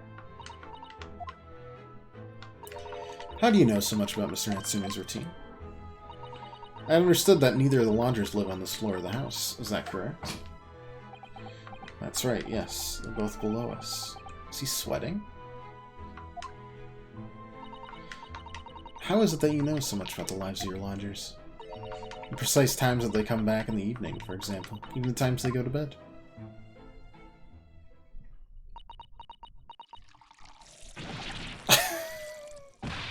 Good grief, Joan. Be more careful, woman. Goodness, sir. I'm terribly sorry, sir. Something doesn't add up here. That is true. Seems the incident took place at around 5 in the evening. Did you happen to look out the window at around that time? The window. Yeah, we noticed the window over there looks out over Briar Road. Incident took place on the pavement, just on the far side of the street. Was there anyone suspicious loitering nearby? Well, 5 o'clock's dinner time in the Garadev household, so I'm afraid I don't remember seeing anything. How about you, Joan? No, sir. It would have been dusk outside already at that hour. And with the fog as well, I should think it would have been quite impossible to see the other side of the road. Was anything else out of the ordinary, though? Such as... Well, anything at all, even if it seems unrelated.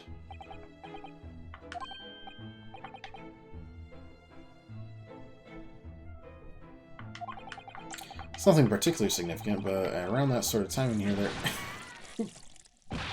For the love of God, Joan, watch what you're doing. What have I done?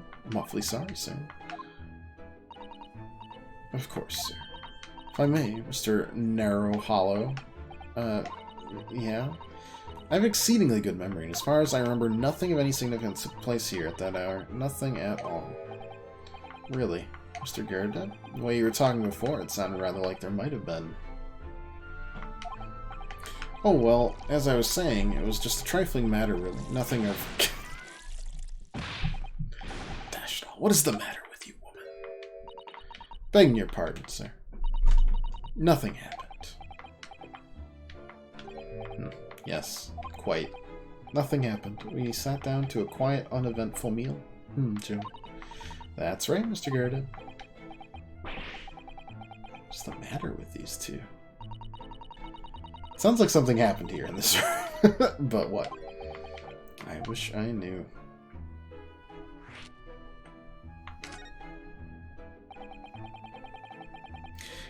Alright. Just below us on the first floor, which is apparently not the ground floor.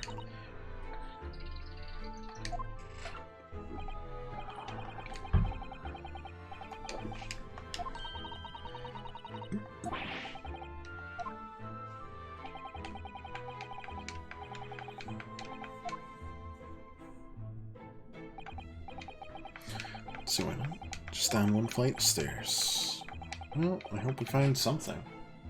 How do you bend like that? How do you do that?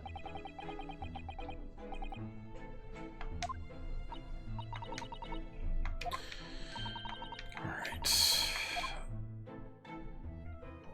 I want to explore up here. Something happened. That looks... shady.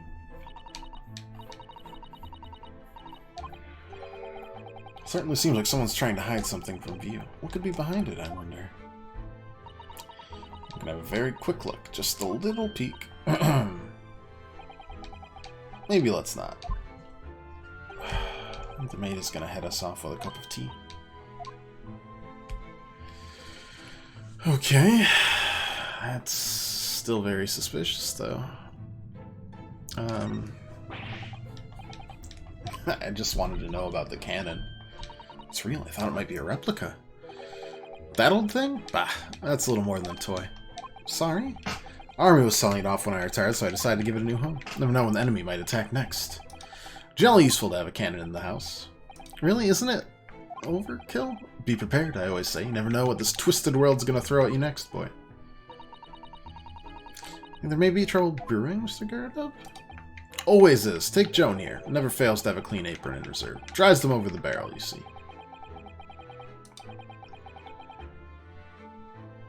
Dry very well in the cannon there, Joan tells me. Which rather proves my point, I feel.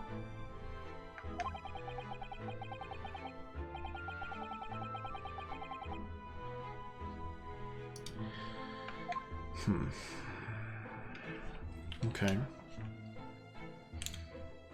Yeah, metal. Everything's just off kilter. What's over? Okay. What's this? This crockery on display here. It's rather unusual, isn't it? By unusual, I mean it's completely shattered.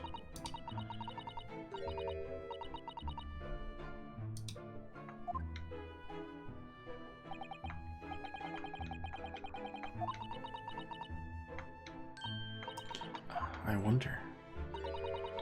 Perhaps the cannon was fired at it. Yeah, probably something like that, but let's not delve too deeply here. Oh, I kinda want to. There's always, like, there's a candle missing. It looks like it's on the ground. Did they burn? Do they have a fire?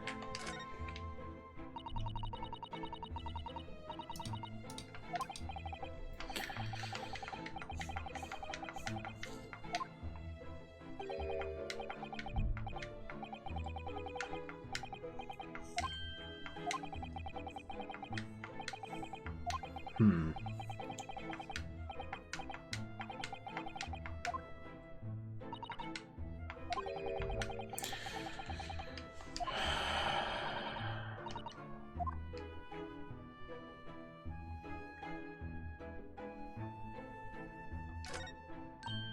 I don't know if the food's anything, but it's a wonderful collection of cakes.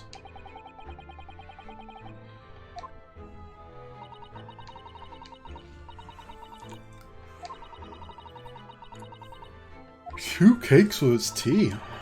Sign me up. That sounds delightful. Wait a minute, though. There are at least 10 cakes on this cake stand. Well, naturally. It would never do to waste the leftovers. So whenever I'm scared, Eb doesn't eat. I say to myself, Joan, you shall have to tidy up.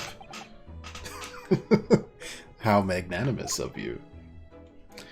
Alright, I mean, all of this is incredibly suspicious, but they're not letting us tackle that just yet. So we're going to go to Mr. Natsume's room. I'm going to go to the bathroom and get some more water. And I'm sure we'll talk to Sholmes. Or a kitty cat. It's a kitty cat.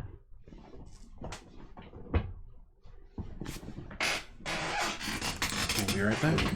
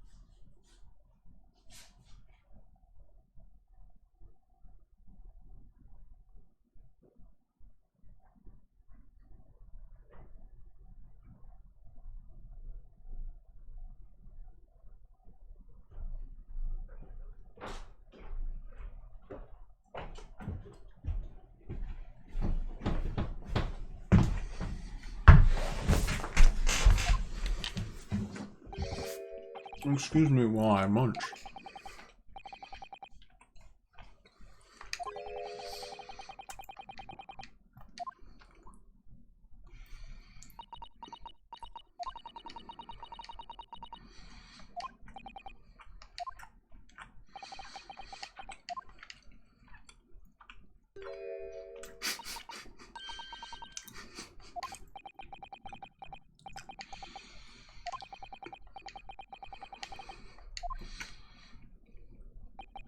Charming.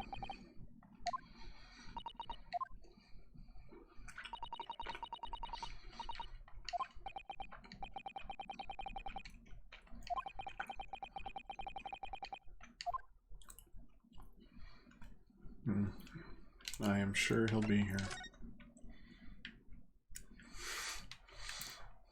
Just scroll over. Oh wow.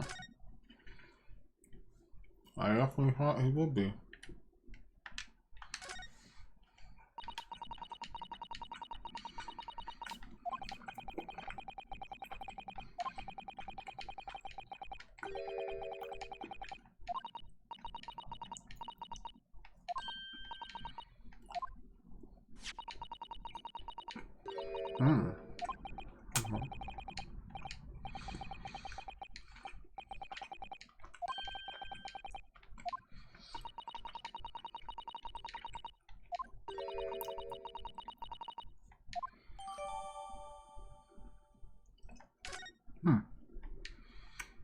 Okay. We say hi to the kitty.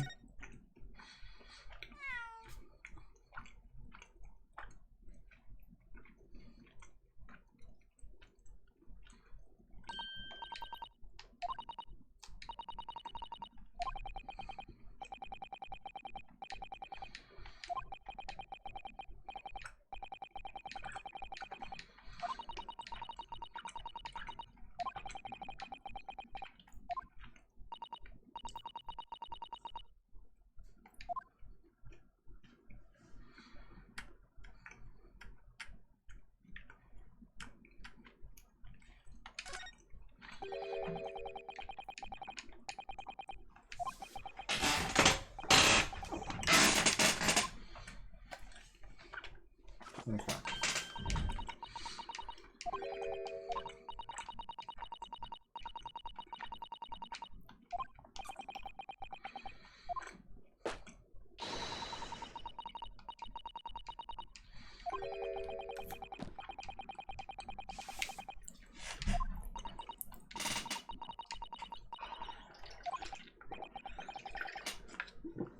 All right.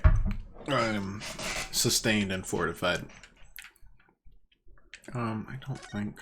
Oh, hello. Okay.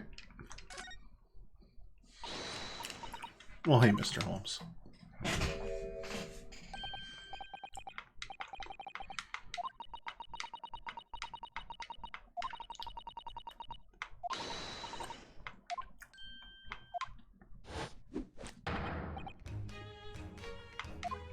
You too. Good day. Now let me see. Where was it that we met? Ah, yes, the burial.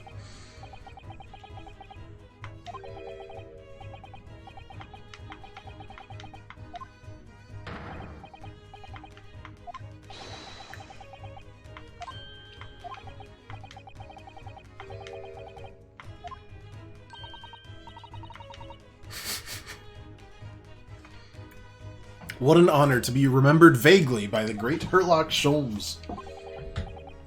No, my dear madam, hold your tongue. I pride myself on my superior powers of recollection. Your names are safely recorded in my brain attic. Miss Naruhodo. And Mr. Susato. Try the other way around, Mr. Holmes.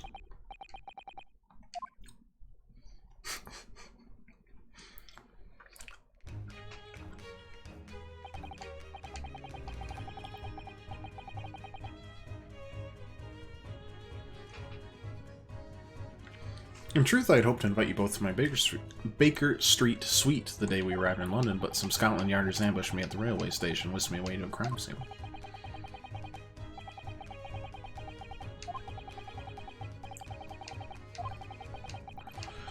afraid the pursuance of a new case has dulled my recollection of my past involvements a little.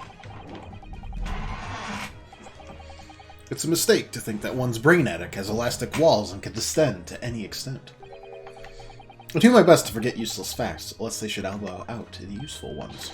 Yes, those are my own words of inimitable wisdom, you know. Runter I call a study in scarlet. Please don't quote yourself. Don't know who remembers my pearl of wisdom, but fortunately my associate pens them beautifully.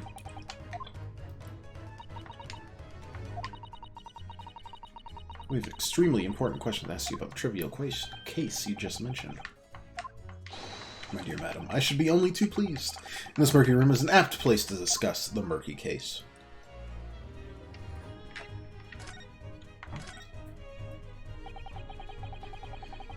We know this to be the lodging of a Japanese foreign student by the name of Saseki Natsume. He seems to be assisted in his arrest, Mr. Sholmes, for the stabbing of a young woman outside Nunbriar Road. Natsume. Yes, I believe it was a name rather along those lines.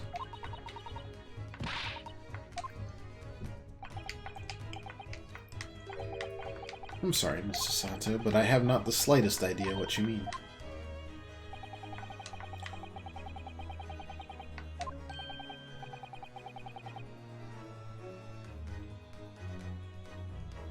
I assure you, I'm not merely feigning ignorance. It would appear as if the pair of you are under some misapprehension. I assure you I have no recollection of accusing your astute compatriot of the crime. The Detective of Scotland Yard made the following request to me, and I quote verbatim. We need you to ascertain the identity and whereabouts of a man seen fleeing the crime scene. Ah, a man seen fleeing. There are a number of books scattered on the pavement at the scene. From the book plates, I was as quickly able to determine the bookshop from which they had been purchased, and on speaking of the proprietor, I immediately led to this address. Elementary, would you say? I believe there's a receipt around here somewhere for the establishment in question. So you don't think Mr. Natsume is the culprit, then? That I could not tell you, but it was aggravating my faculties, hence why I returned here. However, this place is such a trove of fascinating books, I found myself quite lost in bibliography. Do not be deceived in believing that I am a man of leisure. No, no, no.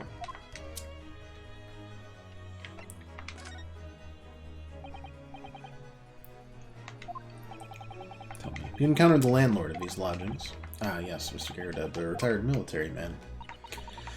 First time I've ever met a soldier from the great British institution that is the services. It was the first time I ever met a maid from the great British institution that is service.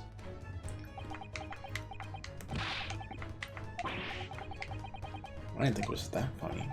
I do apologize. As you may well be aware, many households in London employ a maid. Yes, I read that as much in my Great Britain Primer. And so conversely, whether or not a household employs a maid has come to betoken the social standing of those dwelling therein. Put simply, my dear fellow, those who employ at least a single maid are considered middle class, those who do not are beneath that. In the upper echelons of society, of course, households employ enough staff to constitute a large family. How extraordinary. Goodness. As you can appreciate, for those on the precarious boundary between the middle and lower classes, being able to afford just one maid is of the first importance. And it is for precisely that reason that I find great stimulation in the situation upstairs, specifically in the retired army vet. Affable as he is, the fellow is hiding something. Whether or not it imposes on the circumstances of this case, I am yet unable to ascertain.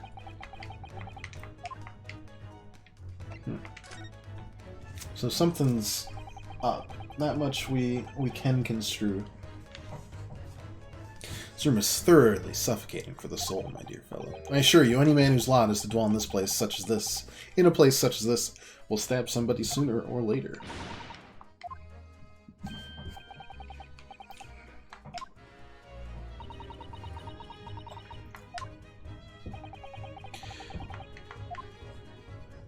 Dark room, Miss Sholmes. Why is there no longer a window? Do you have any idea? No window? Well, I mean, I can clearly see that there is a window of sorts.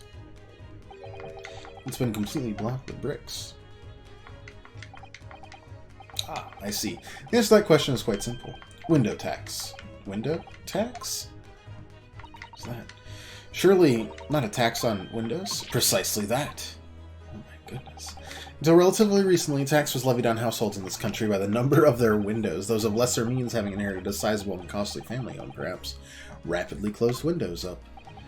Well, the rich open windows here, there, and everywhere. In an effort to curry favor with those in power by furnishing them with large sums of tax money. How awful and unjust, forcing people to live in rooms devoid of light. Indeed, disease was rife as a result, so some 40 years ago or thereabouts window tax was abolished. But its legacy remains, as you can see, in squalid lodgings such as these, for example. I suppose Mr. Natsume's stipend for living here isn't very generous, perhaps. Or so. Done a little digging, and discovered that these lodgings were offered at an extraordinarily low price. Because the room is so awful, I should think. Apparently, Mr. Natsume only moved in here about 1 week ago. Yes, that's correct. However, I don't believe the low rent is explained by the shabby nature of the accommodation. Still, that is of little relevance here. Men are not worthy of further attention.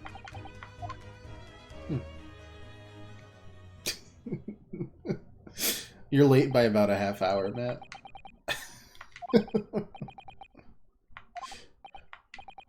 Close enough. The spirit is there.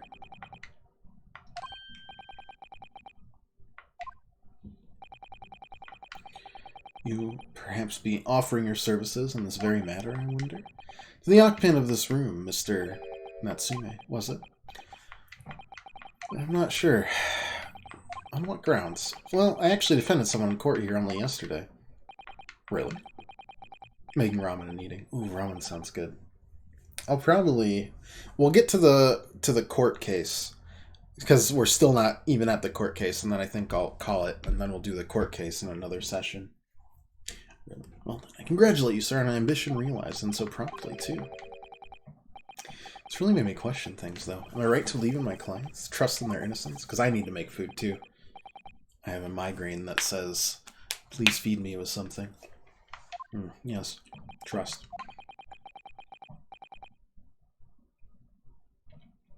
Mr. Natsume didn't do it, did he? My dear fellow, I haven't the first idea. Oh, but I thought that's why you were here. Didn't you come back to investigate? Ah, yes, that was indeed my initial intention, but there are simply too many fascinating books here. Couldn't possibly ignore them. Oh, I see. Nevertheless, there are two facts that I can state quite unequivocally. The man who fled the scene of the crime 2 days ago is the Japanese occupant of this room, and there are witnesses who swear to having seen the same man commit the crime. That is all I can say. And one more thing. Cannot say with any certainty whether or not it is of relevance to this case, but I'm quite sure that the retired army man who owns this property is hiding something. Anyway, at present, that is really all that plays in my mind in relation to this case. Okay, your investigation will cover nothing that could help establish Natsume's innocence. Well, that receipt might help, but... Let's go bug the landlord again.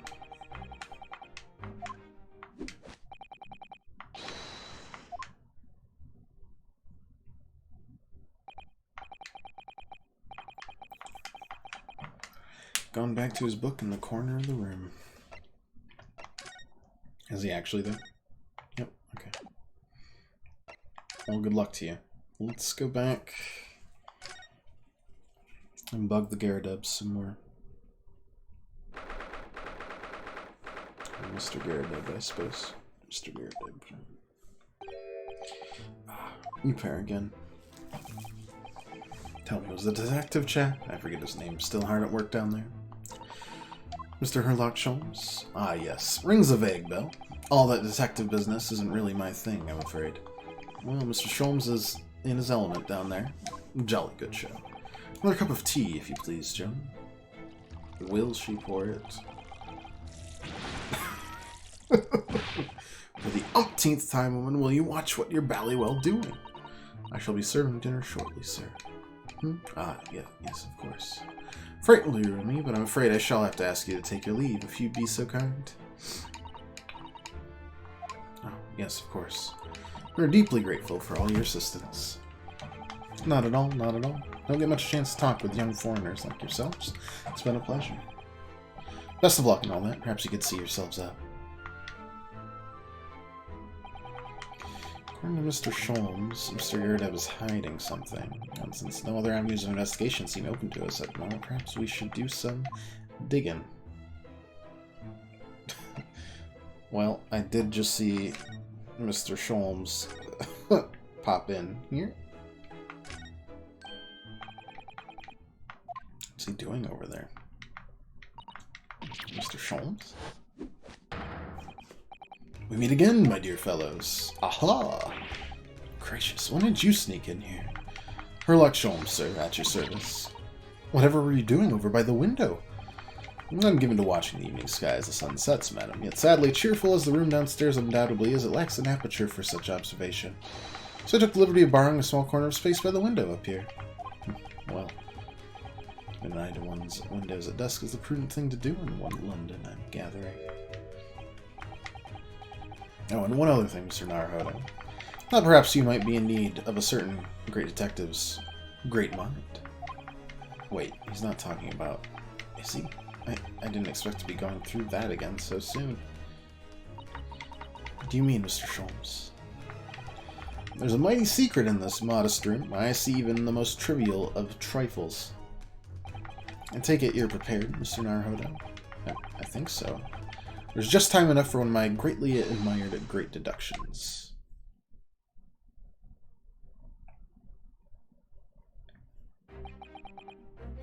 Mr. Garrett, though it would seem you are a military man of considerably distinguished service, your standing as a landlord is most certainly not what one might call first-rate.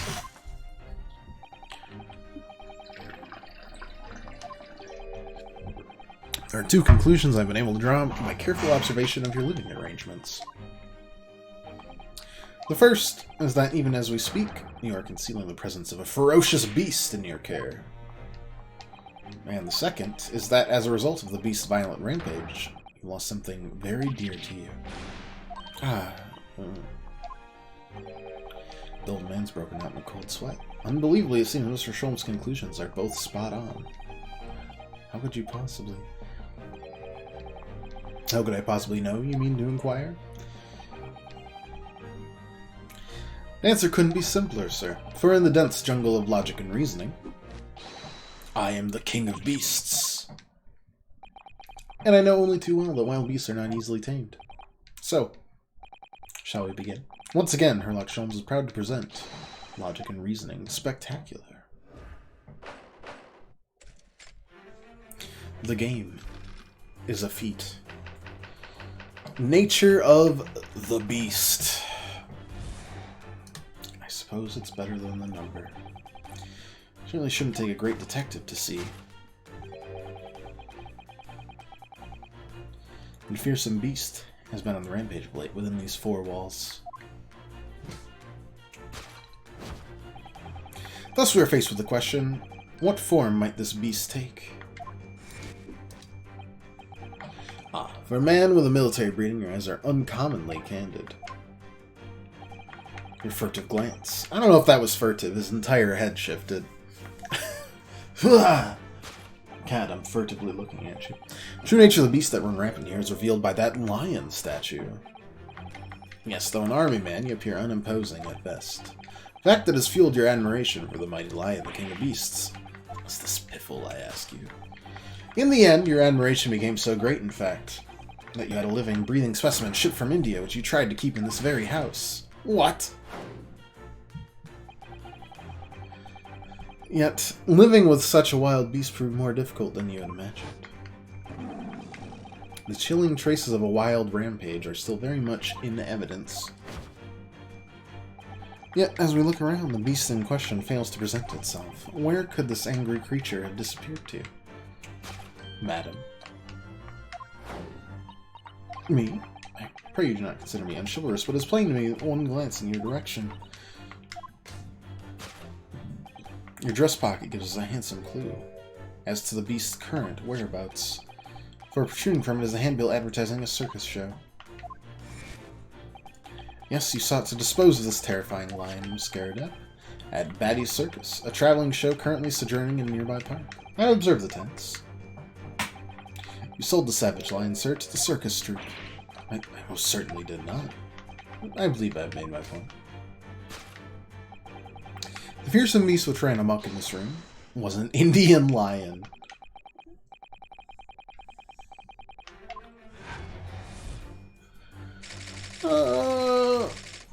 A rampaging Asiatic lion. Wow. Aftermath. Now, Mr. Garadib, it is plainly clear that you still have deep feelings for this formidable beast. Indeed, in that blithe pose, the distress this loss has caused you is veritably tangible. Your head weighs heavy on your shoulders. Pain you feel in being revealed by that supporting arm.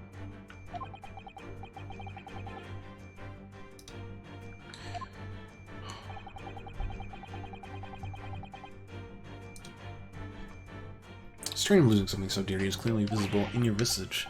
Nonsense, man. I simply... What, we must now ask ourselves, is the true cause of this pain?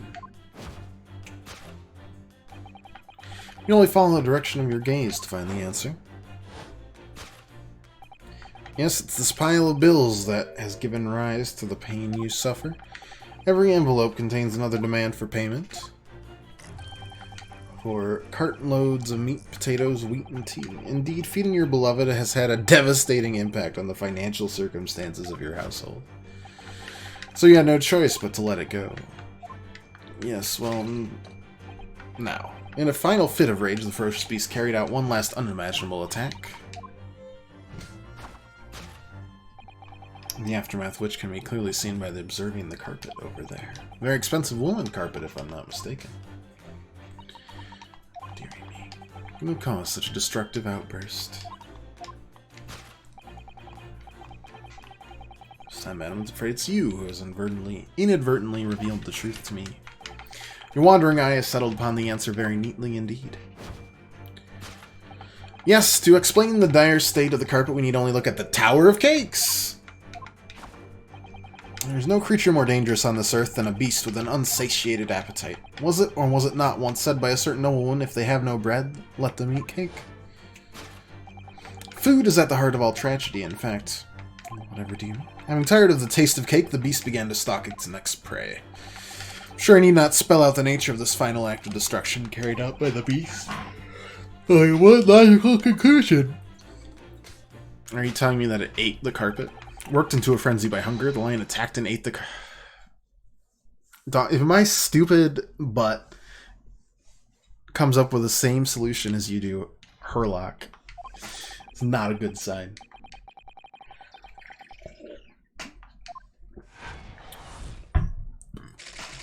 Carpet gnawed on by the starving lion.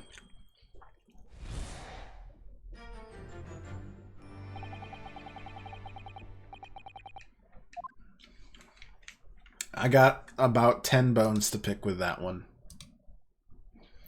Possibly 20. The face. What's the matter with you, Joan? You're pouring scalding hot tea all over me. Oh, sorry, Mr. Garadeb. I'm afraid I didn't notice. My deductions can be startlingly sharp. It stands to reason that your cup runneth over. Indeed, my revelations can make people spill tears at times, too. Mr. Schultz, sorry to butt in again, but could I make an observation? Why, certainly, Mr. Naruhodo. What is it, again? Well, your introductions just now... Do you really think a lion could have fit inside a room of this size? Indeed, it's the only explanation for the facts. The terrifying truth all too often lies beyond the realm of common sense.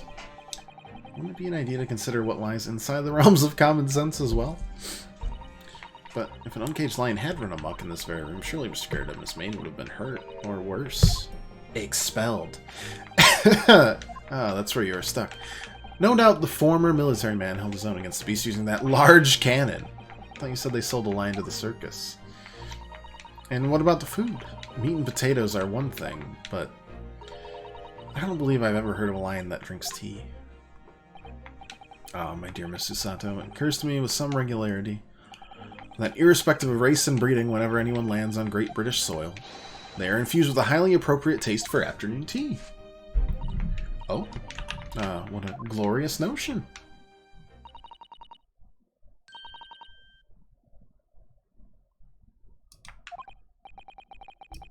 All right, let's fix these, because these are really bad.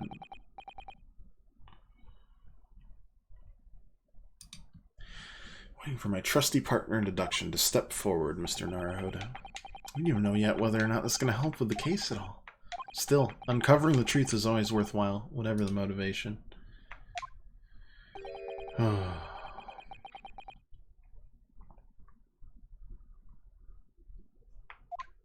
Hopefully.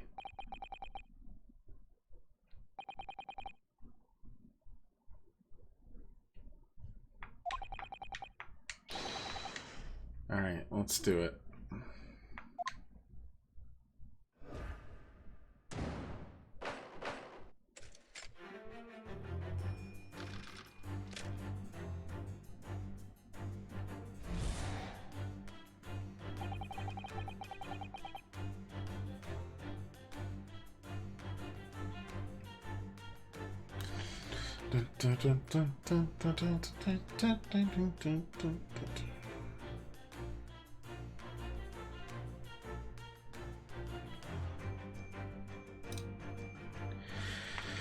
Okay. Beast, beast, beast.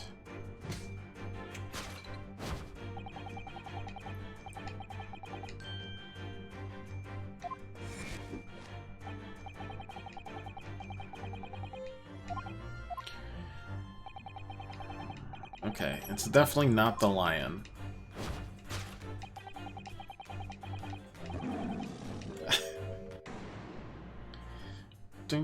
I really didn't see the lion thing coming.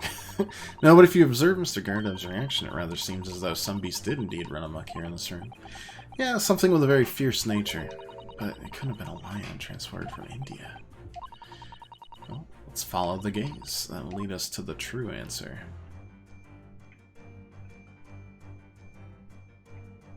Ah, right behind there.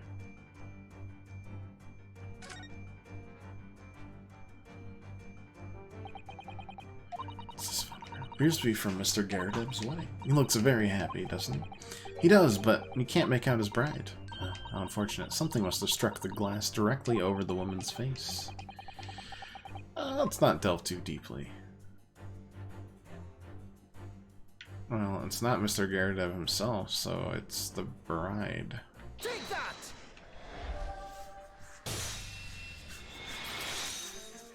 It's the only other thing in there. It's gotta be. True nature of the beast that has run rampant here is revealed by that newlywed bride.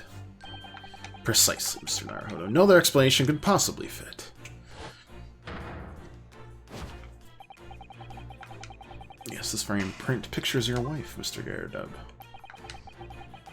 And while we lament the fact that her face is not... We can still make out her mighty arms and note the considerable horsepower they must contain. Indeed, surely any woman of such powerful constitution would be honored to be described as a beast. Honored might be stretching a point. Too late! The fact remains that the beast which so clearly savaged this room was your wife, Mr. Gardeeb. What chilling traces of a wild rampage are still very much in evidence. Yet as we look around, the beast in question fails to present itself. Where could this angry creature have disappeared to? Madam. Don't consider me unchivalrous, but it's plain to me with one glance in your direction.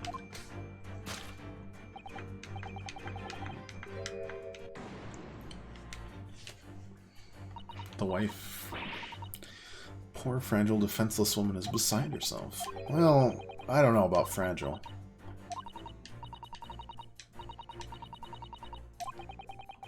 Maybe a clue as to her whereabouts.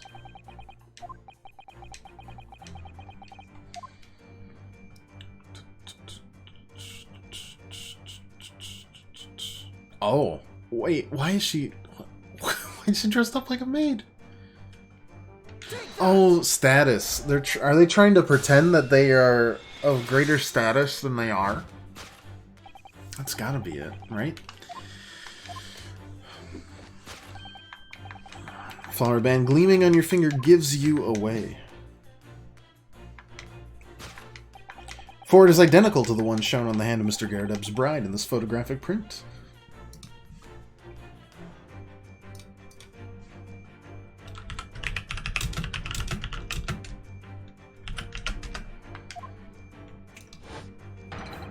In other words, you are no ordinary household maid. No. So all this has been her anger? Garredeb's lucky bride. Mrs. Garredeb herself.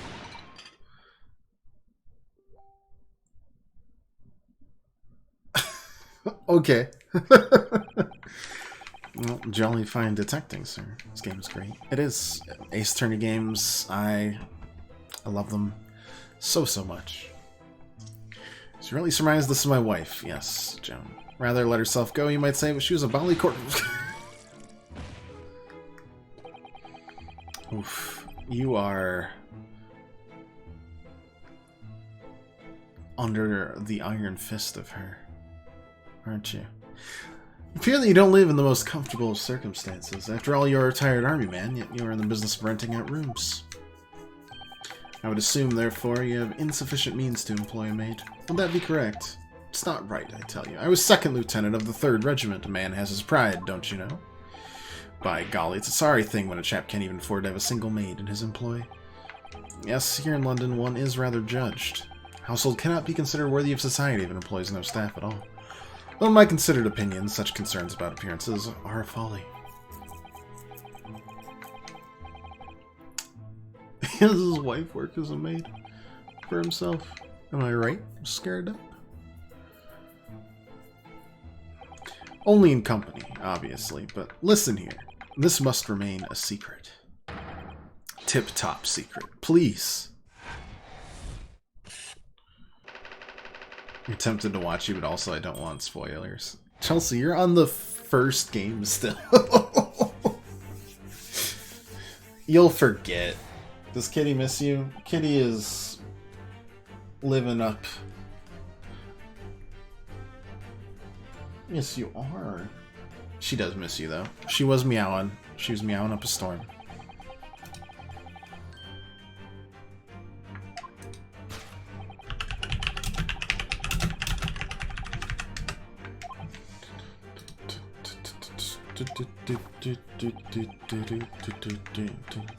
The pain you feel being revealed by that supporting arm. It's quite something. He's still calling Mr. Garredeb's wife a beast. Yes, as a woman that feels rather uncomfortable. But Miss Garredeb is standing beside her husband as we speak. In other words, he hasn't lost his beloved at all, has he? Oh, how true. So perhaps that supporting arm that seems to be propping up beside has some other significance then. His pain is tangible. Oh, God.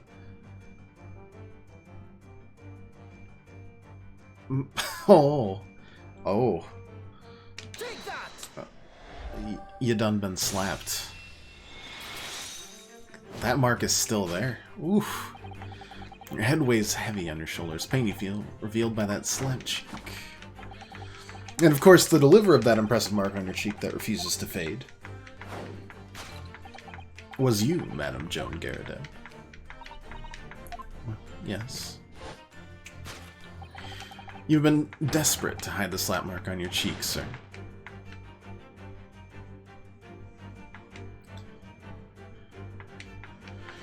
Hell, the places. How'd you work that out, man? Nothing escapes the notice of one trained in the art of observation, my dear fellow. That's why you haven't looked directly at us even once. To keep your other side from view. Well, Now let's proceed to the next conundrum. Why were you subjected to such a violent slap? What caused Madame Garredeb to fly into a rage?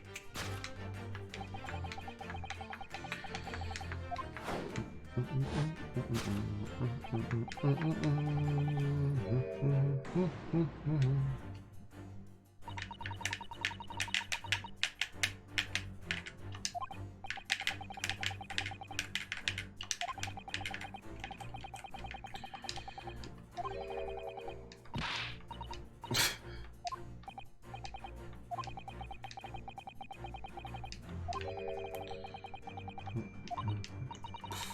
would one want to hit her husband with such force? Don't answer that question, too. What's this, bookmark? Oh my. Someone must be reading this book at the moment. There's a bookmark here, look. Scared was clearly an avid reader. Oh, wait a minute. Uh-oh. I don't think this is a bookmark. It's a note written in a woman's hand. Oh, James, I love you. Yours, Mary. His name isn't James, though. Mark's made with lipstick. What a passionate, romantic gesture. Don't get any ideas. Who's that? This bookmark is actually a love note, then. Did she see the love note and not realize that his name's not James? It's John. My boss doesn't know my name sometimes and thinks it's Colin. It's close enough.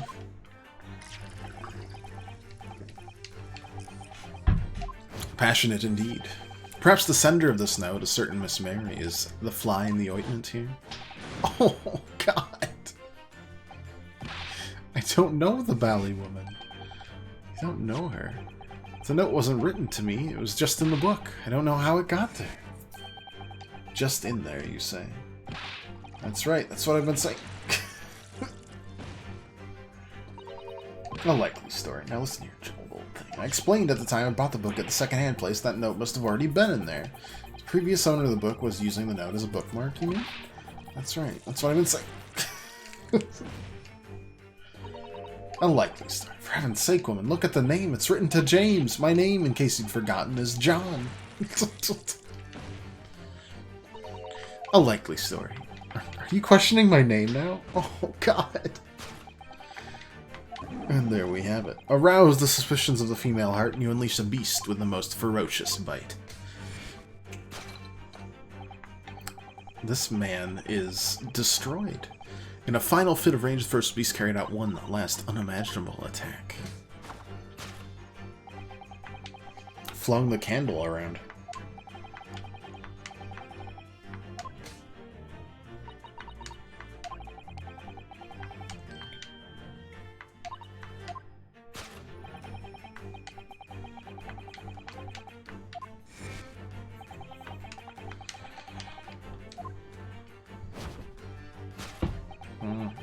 Definitely not the cakes.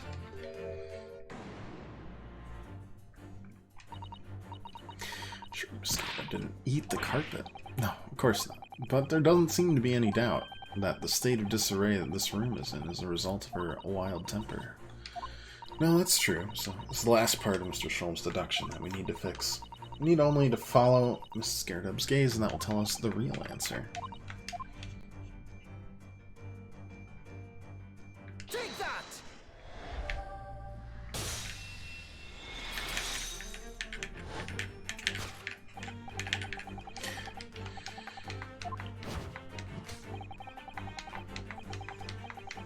Possible way out of this logical labyrinth. Yes, the remnants of a ferocious attack in which carpet was devoured are clearly visible. Indeed they are. The scorch marks at the edge clearly give the truth away. I'm sure this room was the scene of a little marital altercation. Is that what we're calling domestic abuse these days? Alright, okay. Cool. Mighty arm muscles left an impression not only on her husband's face, but on the entire shelving unit behind her. The force of her strike caused the candle to fall from the holder. And in seconds, the carpet was alight and the whole corner of the room in flames. Yeah, for the most ferocious beast in this world is neither a violent lion nor a vengeful woman, but fire. And in this room, that ferocious beast bared his claws and ran amok. Eloquently put, my dear fellow. So you see, there is but one conclusion here. Spin, do your spinny thing. Oh, yeah. they choreographed that for sure.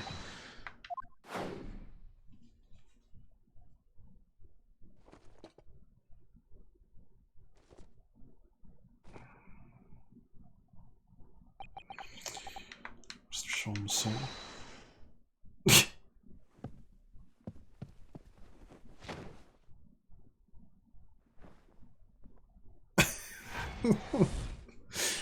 We got him.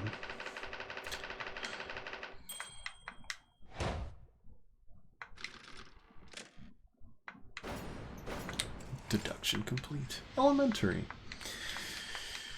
Sure.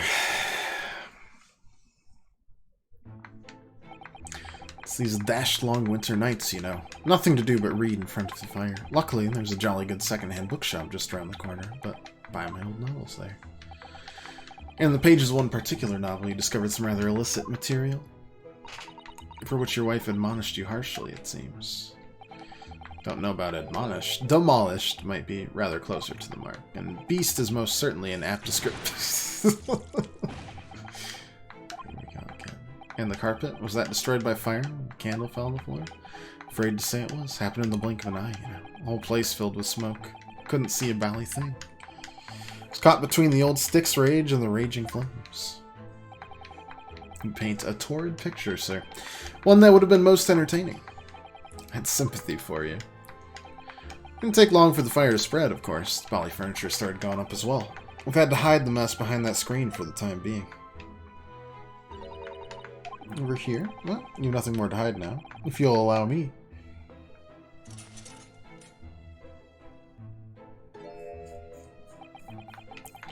All my favorite old novels in that case, but as soon as fire got hold of them, that was it. Whoosh, up in smoke. Wife started hurling things at me. What a terrible sight it must have been. There was I, back up against the window under heavy enemy fire, incendiary books coming 10 to the dozen. Worst of it is I lost my favorite, book called The Lion's Pride. The Lion's Pride. Ah yes, your notorious love of big cats coming through again. I assure you the title didn't influence my choice in the slightest. Poor man really did lose something dear to him as a result of the rampage. The deductions turned out to be correct once again. It can only be described as a great British wonder. A great British bake-off. Oh, flames everywhere in the old stick in full rage. Out of interest, what time of day was that? I'm not sure I can remember. It was 2 days ago now. Let's see. Around 5 o'clock, I think. So at exactly the same time as a terrifying incident was unfolding outside your window on the street below. Even more terrifying on the inside, I can assure you. The whole of Blighty could have been flattened outside my window at that moment, and I wouldn't have noticed a dashed thing. Oh, really?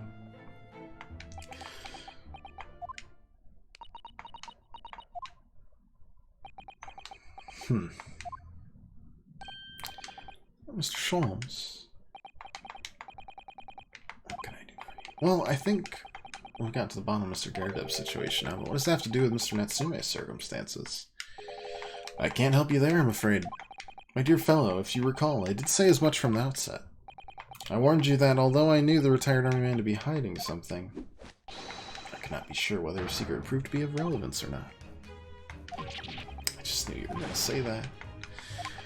It obviously will. How, I have no idea yet. All things fall into one of only two categories, those relevant to the case and those not. Well, no matter if it makes sense. It's far greater importance that you make up your mind now. Visiting hours at the prison will soon be over. Yeah, the burn's interesting. Official paperwork to attend to and everything. We gotta help this guy. I don't know why, but, I mean, he's definitely not the same as McDougal. Thank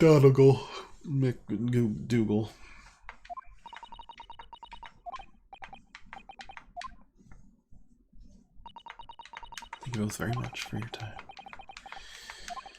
Makes sense if Mr.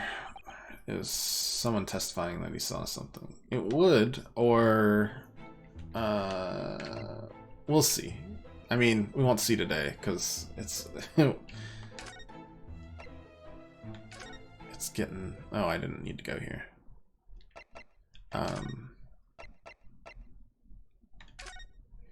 But we will see, for sure.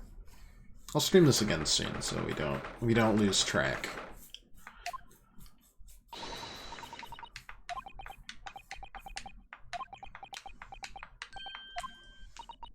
What's the matter? Looks like something's going on over there in front of the Gyarados house. Dear Lord, who the heck are you? I know thee not, old man. Fall to thy prayers. You call an old man, you rum-looking niminy-piminy. Well, there are more things in heaven and earth, Horatio, than are dreamt of in your philosophy. Who's this Horatio fella, eh? What are you on about? Excuse me. Who are you now? I'm so sorry. It just looked as though there might be some problem here, and my associate here is a lawyer, you see. A lawyer? What? If I can be of any assistance, I'd be happy to help. I'm from Japan, but I have studied English law. Fine, I'll be on my way for today. But you mark my words. This ain't over yet. Get thee to a nunnery. Do I look like a bloomin' nun to you? Who are you?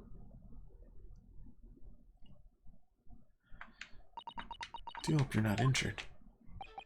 Oh, fair Eastern maiden, thou art so gentle. Thank you.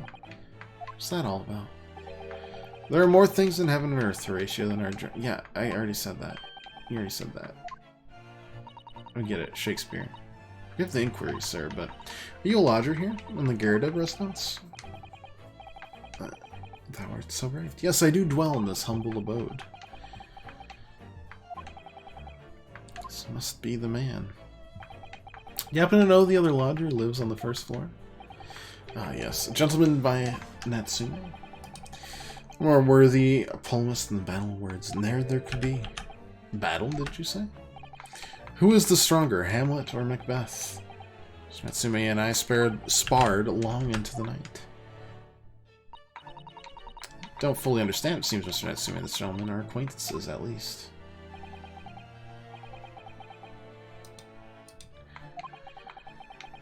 Okay. Interesting. That will certainly come up, I would assume.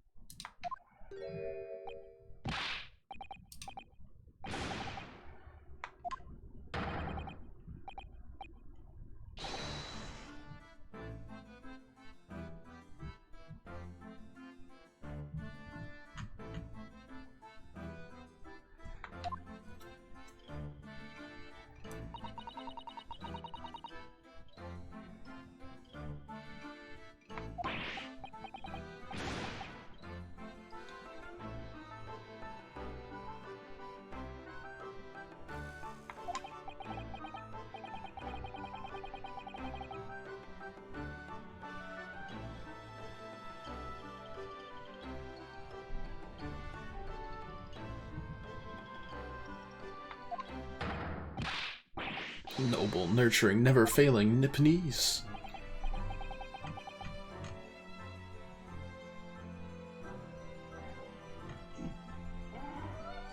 Hi? That was the cutest yawn I've ever seen. Nothing more reassuring than the familiarity of one's native land. Through friendship transcending international borders, that one truly appreciates the fact.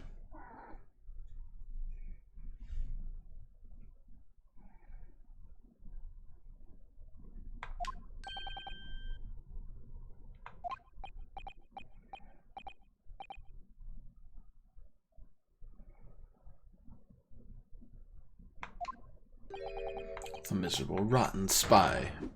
Sherlock Sholmes.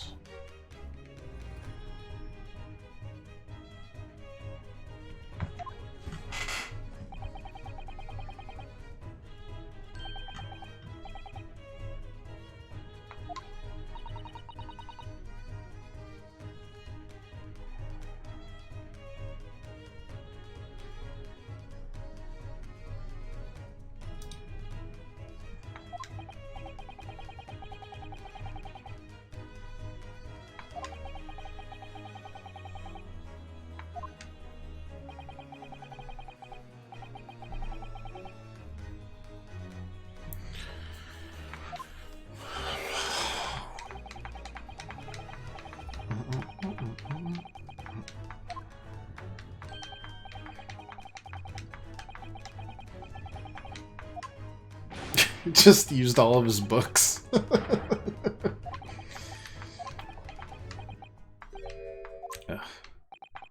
I've had it. I'm through.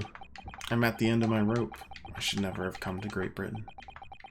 It was a terrible mistake, haunted by spirits in those accursed lodgings. No doubt my luck will be cursed in tomorrow's trial as well. My whole life is bedamned. What are you thinking? Come on.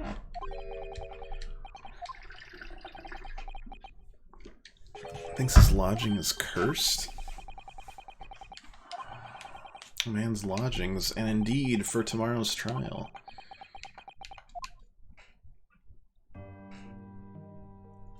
What? What's this now? I know about the cursed trial, because that's the Reaper. Or the Reaper of the Bailey. Just getting carried away, that's all. I didn't mean anything by it. Oh, I see. Well, that really agitated him. You don't mean the trial really is cursed somehow? I'm referring to the prosecutor. The Reaper of the Bailey. The Reaper? Oh no, what do you mean? Please, tell me more. Summarize it succinctly in 16 salient words. No defendant has ever survived a trial in which the Reaper stands for the prosecution. Ever. Oh my goodness, can it really be true? That was 16 words exactly! Yesterday, we successfully defended someone against the Reaper, but then after the trial was over, the defendant passed away in unusual circumstances. Yeah. There's so many, like, mysteries still in this, and they just keep on adding, like, things. The girl who heckin' killed Dr. Watson in the first one just got off scot-free. Don't know why. No idea about that. Why was he there? Why is Iris here? Nobody knows about that. There was some ties to our friend who died, but he never told us what that was. The Reaper of the Bailey kills people, maybe? Why did he take this case? Who were those two random people? Will they show up in the case? I don't know.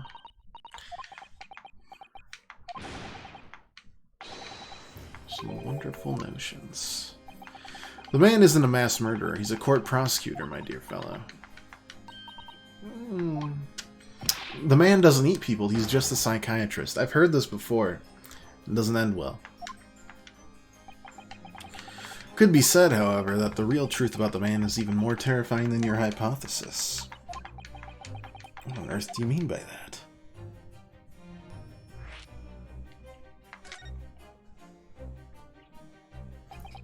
Von Zieks is a quite exceptional man. However, in London courts of law, exceptional does not equate to winning every case without exception. That's good. As you're no doubt aware, in a British criminal trial, there is both a judge and a jury. The judge officiates based on the letter of the law, whilst the jury offers public opinion and common sense. It is an excellent system whereby the defendant's guilt is considered from several points of view. However, public opinion in particular is somewhat easily manipulated. Criminals and corrupt lawyers, for that matter, can use it to their advantage. Any means at their disposal, contriving evidence, calling imposters as witnesses, and so on. Both things which happened in the last case, probably. By such underhanded means, those who would want to are able to sway the jury, which means that even in the light of irrefutable evidence, the prosecution can fail.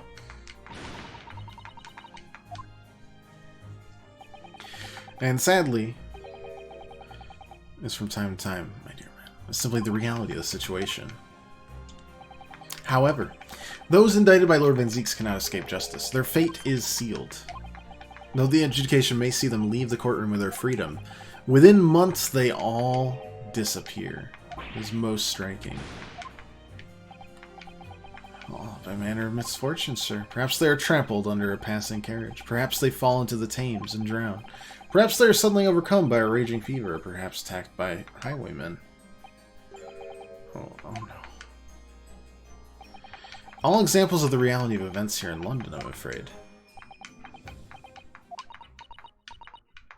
I mean, a lot of that could just be superstition, but like the burning carriage in the courtroom? A dead dodo done for, doomed.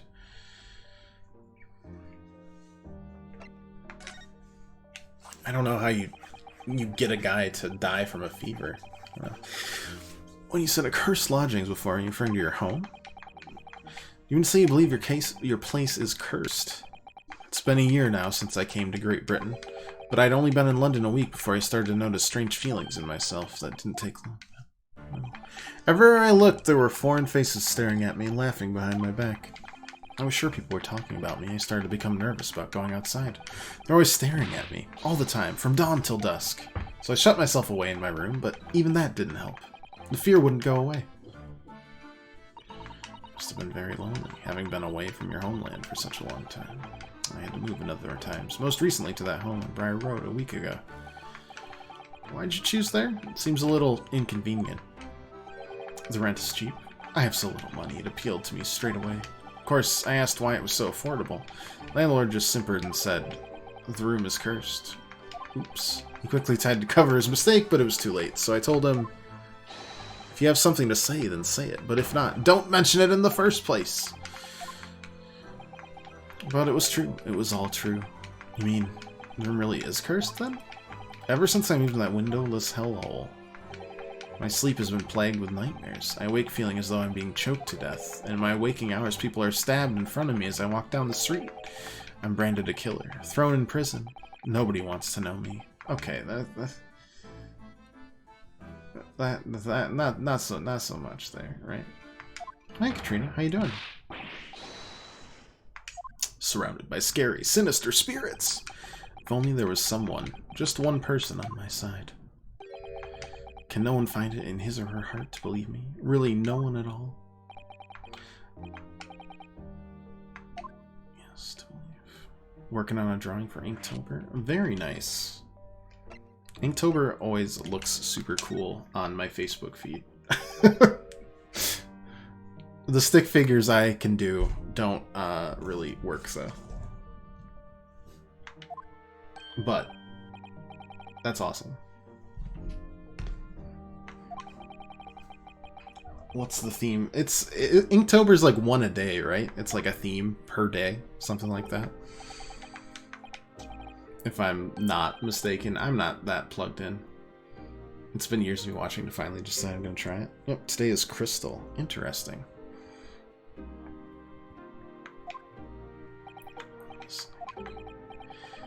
That time I was a suspect, but you believed in me and listened to my side of the story. And you helped us to investigate. I did I? Interesting. What I want to know is, why? Why did you believe me? See, yes, you mean... Because you were a grimly dressed, shady Eastern fellow found with the victim in a locked room. Well... If you like, yes? I'm a little surprised that the answer requires explanation, my dear fellow. It's quite simple, really. You said I didn't do it. How long have I been detectiving and lawyering? Today, a little over 3 hours, so we're probably gonna sadly end it very soon. I'm doing pretty well. Work's been kind of terrible-ish, but mostly just, oh my god, so busy. Oh, we usually do the Ace Attorney on not every weekend, but I usually announce it on the Discord. This is the 4th case in the Great Ace Attorney, the first Great Ace Attorney, and we still have the whole second Great Ace Attorney. So I don't know, like a couple of months on and off, we've been doing it. I don't know which of those was the correct answer, but you get both. Yeah, I mean, I'm hanging in there. I've got a cat. I'm batching it right now because Chelsea's up hanging with her fam. So we're just chilling. But yeah, these I was so excited when these got ported. These had been sitting in like translation limbo for 5 years. 5 and 4 years respectively. 5 and 7 years. It's been a while. So that only leaves one Ace Attorney game that hasn't been translated. Fingers crossed. Cat looks super cozy. Oh, always. This lamp puts on like way too much heat, but it's perfect for like a nice heat lamp for the cat to soak up sun. Because cats are plants, basically. Well, they're pretty close to it. Yeah, I mean, oof. What's the last time we talked? I went to Disney World. That was pretty whack. Star Wars Land. Went to Universal Hollywood Horror Nights and I cried a lot. Because we went through 1, 2, 3, 4, 5, 6, 7, 8 haunted house. Eight haunted houses. That was, oh, that wasn't my smartest choice, but Chelsea really wanted to go, so I did it. And then she screamed more than I did, so I mean, it was worthwhile. It was good. It was, I was a little worried just because there was a lot of people, but people were pretty safe overall, so. And no one got sick from it. She lives for the oh, yeah, she used to work at a haunted house. She does live for the thrills. Halloween is her life. And then the other 11 months of the year, it's just countdowns till Halloween. It was good though. I mean, Haunting of Hill House, which is one of my favorite shows, even though it's terrifying, had a haunted house there. There were a couple of really good original ones that I liked. It was like this 1920s noir stuff, and you'd like go through these like nightclubs and, you know, back alleys and stuff. And that was pretty neat. And then there was Texas Chainsaw Massacre, which was just a lot of chainsaws. That one kind of speaks for itself.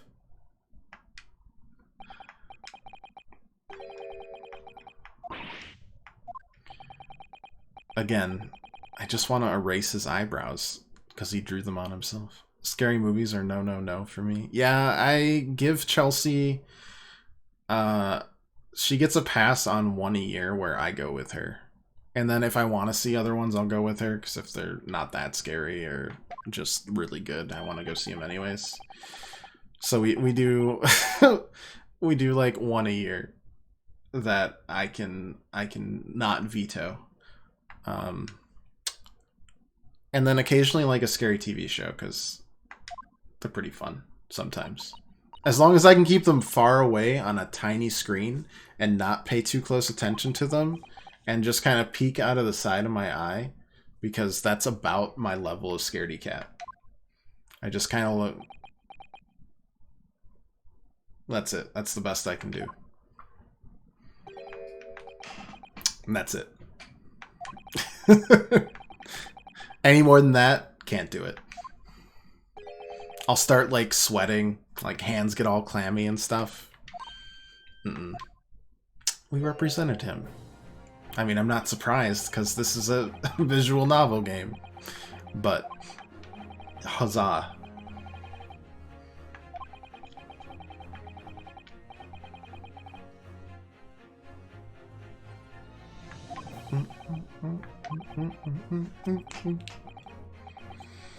And movie theaters, I can't do that. So I kind of just huddle into like a ball and then hope that things get over quick enough. It's like a root canal. I mean, I enjoy it too, and it's fine. It's not like I'm not like being tortured, but There's been a couple movies that, oh gosh, Ready or Not, the Weird Marriage one. I liked Ready or Not. It was like a much less. It was a similar theme to Get Out, except one was like super on like the racially charged and like commentary, and then Ready or Not was just horror comedy hide and seek. Gore level was too much. That's fair. Yeah, it was definitely more gory than scary. Not many jump scares. Just like whew, some blood. Get Out too. It's better for less gore. Get Out was almost a thriller rather than like thrillers. I love. Like Alan Wake, one of my favorite games of all time, is much more of like a thriller than a horror game. Not a lot of jump scares, just a lot of like creepy and atmospheric stuff.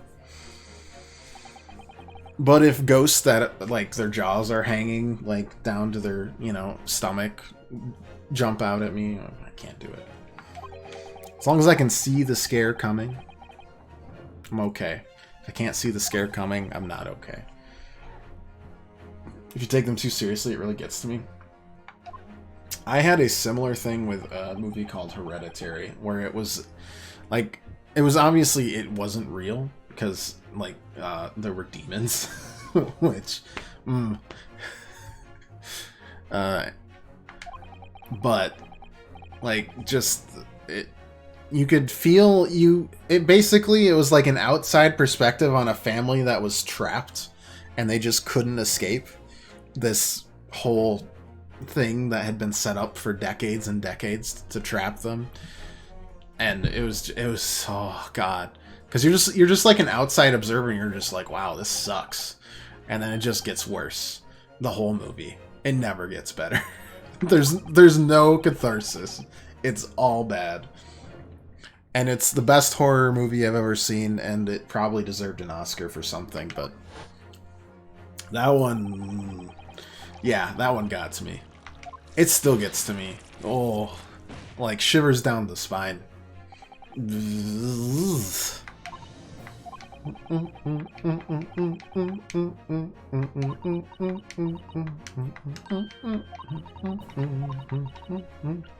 I'll say Prometheus from Alien. Oh yeah. Gore isn't scary. It's just gross. It's just gross. Stop it. That's like what Saw became, was just like gore porn. Oof. Ugh. I didn't see any of the Saws besides, I think, the first one. But I know. Evil Dead was another, like, just really gross one. It's like, man, just scare me. Stop trying to make me puke. I have to eat here. Please. I brought candy into this restaurant, or this theater, under my jacket, because I don't like paying. Just let me chill out. Oof. GROSS. Bum bum bum bum.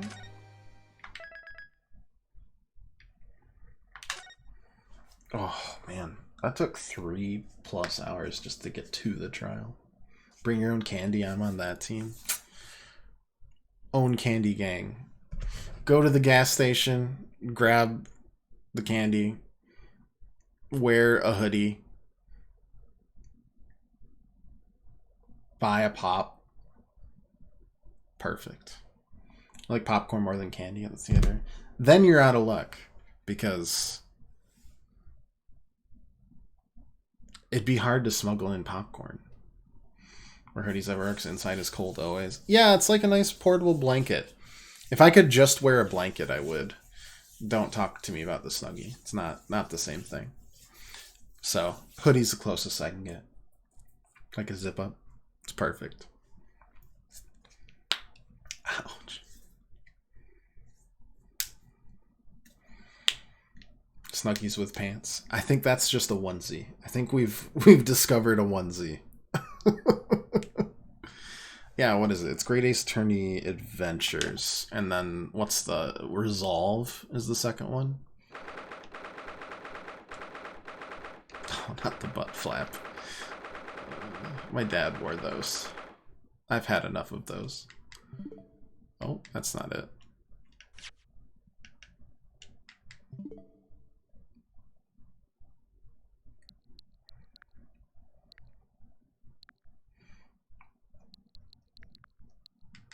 We play games.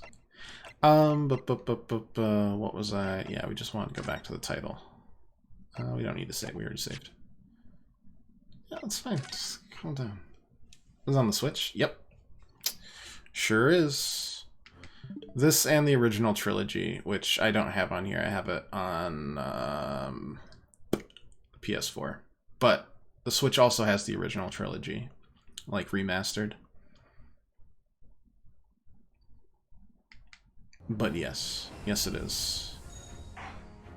Chronicles and Adventures and Resolve. We're on Adventures, and then it's got Resolve as well. It's also got special contents. What was it? It was like... They have like little mini episodes. Escapades is what they called them.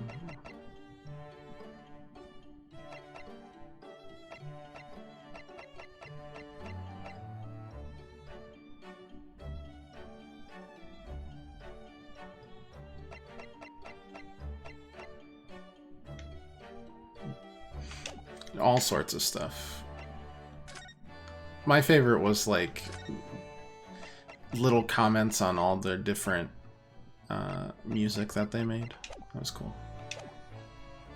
Don't remember which ones you played now. Let's see. There's... Okay, from memory, there's just Ace Attorney. That's the first one. Justice for All is the second one. And then Trials and Tribulations is the third one, and that's the first trilogy, and that kind of wraps up really nicely. And the fourth one is kind of out there because it's Apollo Justice, and they were trying to make a new protagonist, but it kind of worked and kind of didn't. So then there's 5, which is Dual Destinies, which brought back Phoenix with Maya. And then there's Spirit of Justice, which is the 6th one. That's also on the 3DS. And that was almost kind of its own trilogy. And then there was the spin-off that we're seeing here, which is the Great Ace Attorney 1 and 2.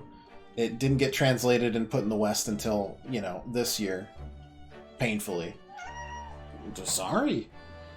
And that is in the 1900s London, which you're seeing now with, like, Herlock Sholmes. Copyright. As like Phoenix Wright's ancestor. And so that those are separate.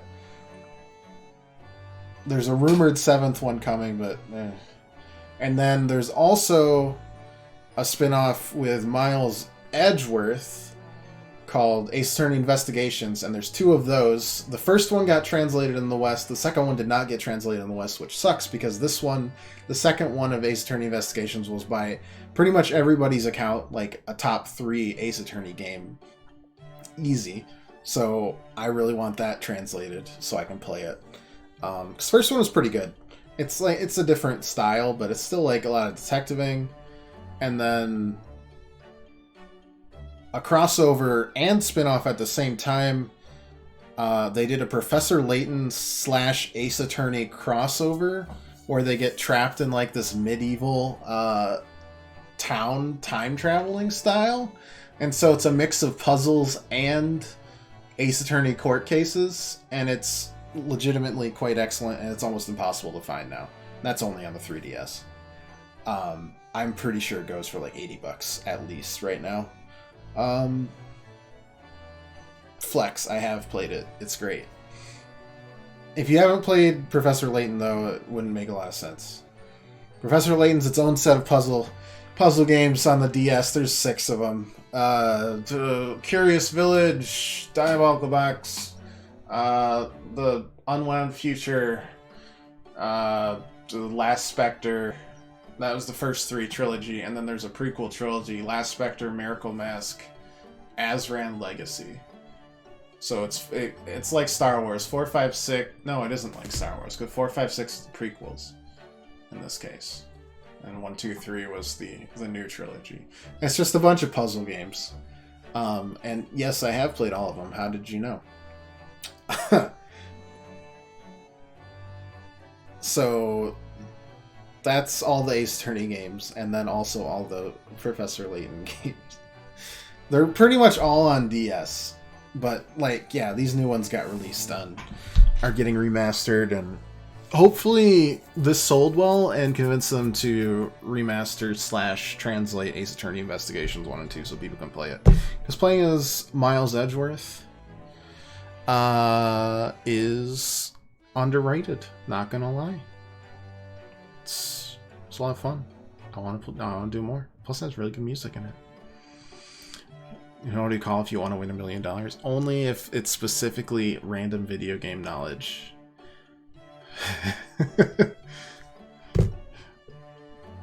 Don't rely on me for anything actually like brilliant, please. Not even my degree. I've forgotten like half of my degree. It's fine. It's fine. Alright. So next week we're starting the Forgotten City, which is... I hope they get rid of the dumb questions about sports teams. They'll never get rid of the dumb questions about sports teams, but they're always pretty low. Even in Jeopardy. The Jeopardy ones are really funny because you either get someone who knows it all, or no one knows it, and they just go down the list, and it's just silence for all 5 questions, which I always find really funny. I feel a little less humbled. I'm like, oh, so these people also don't know everything. Same with video games. It's just like silence all the way down. You're just like, yep. It feels a little better. Yes, next week, Monday, Tuesday, Thursday, we're playing the Forgotten City, which is it was originally a Skyrim mod that got developed into its own game. It's like a narrative RPG where you get cast back into a Roman city, trapped in time, held together by this god of society, and everyone's bound by the same laws where no one can sin. That's like their tenet. It's the one tenet. If anyone sins, everyone dies. Like the 26 people that are caught in this like crumbling Roman city, they're just stuck. They cannot sin. That includes you, but if you sin and you die, it just resets the time loop back. That's all I know about it, which, now that I've said it, is a lot. We have to figure out what's going on in the city. It should be really fun. I've heard really, really good things about its writing. And that's pretty much all it's good for, but that's what it's supposed to be. It's a storyline. And then we will do the second half of this case, honestly, like probably next Friday. I think we can finish this 4th case next Friday. So yeah, Monday, Tuesday, Thursday, Friday next week. We'll do more streaming. I think that about covers it. We finished Eastward this Thursday. We'll finish the Forgotten City probably by Thursday this week. Do the second half of this Ace Attorney case next Friday. And then, yeah, we'll go from there. There's more games coming out eventually. Solar Ash. Knuckle Sandwich. Other words that make games. Either way, thanks for watching. If you liked it, leave a follow or just come back, hang out any other time you want. We always stream Monday, Tuesday, Thursday, and then weekends are announced on Discord usually.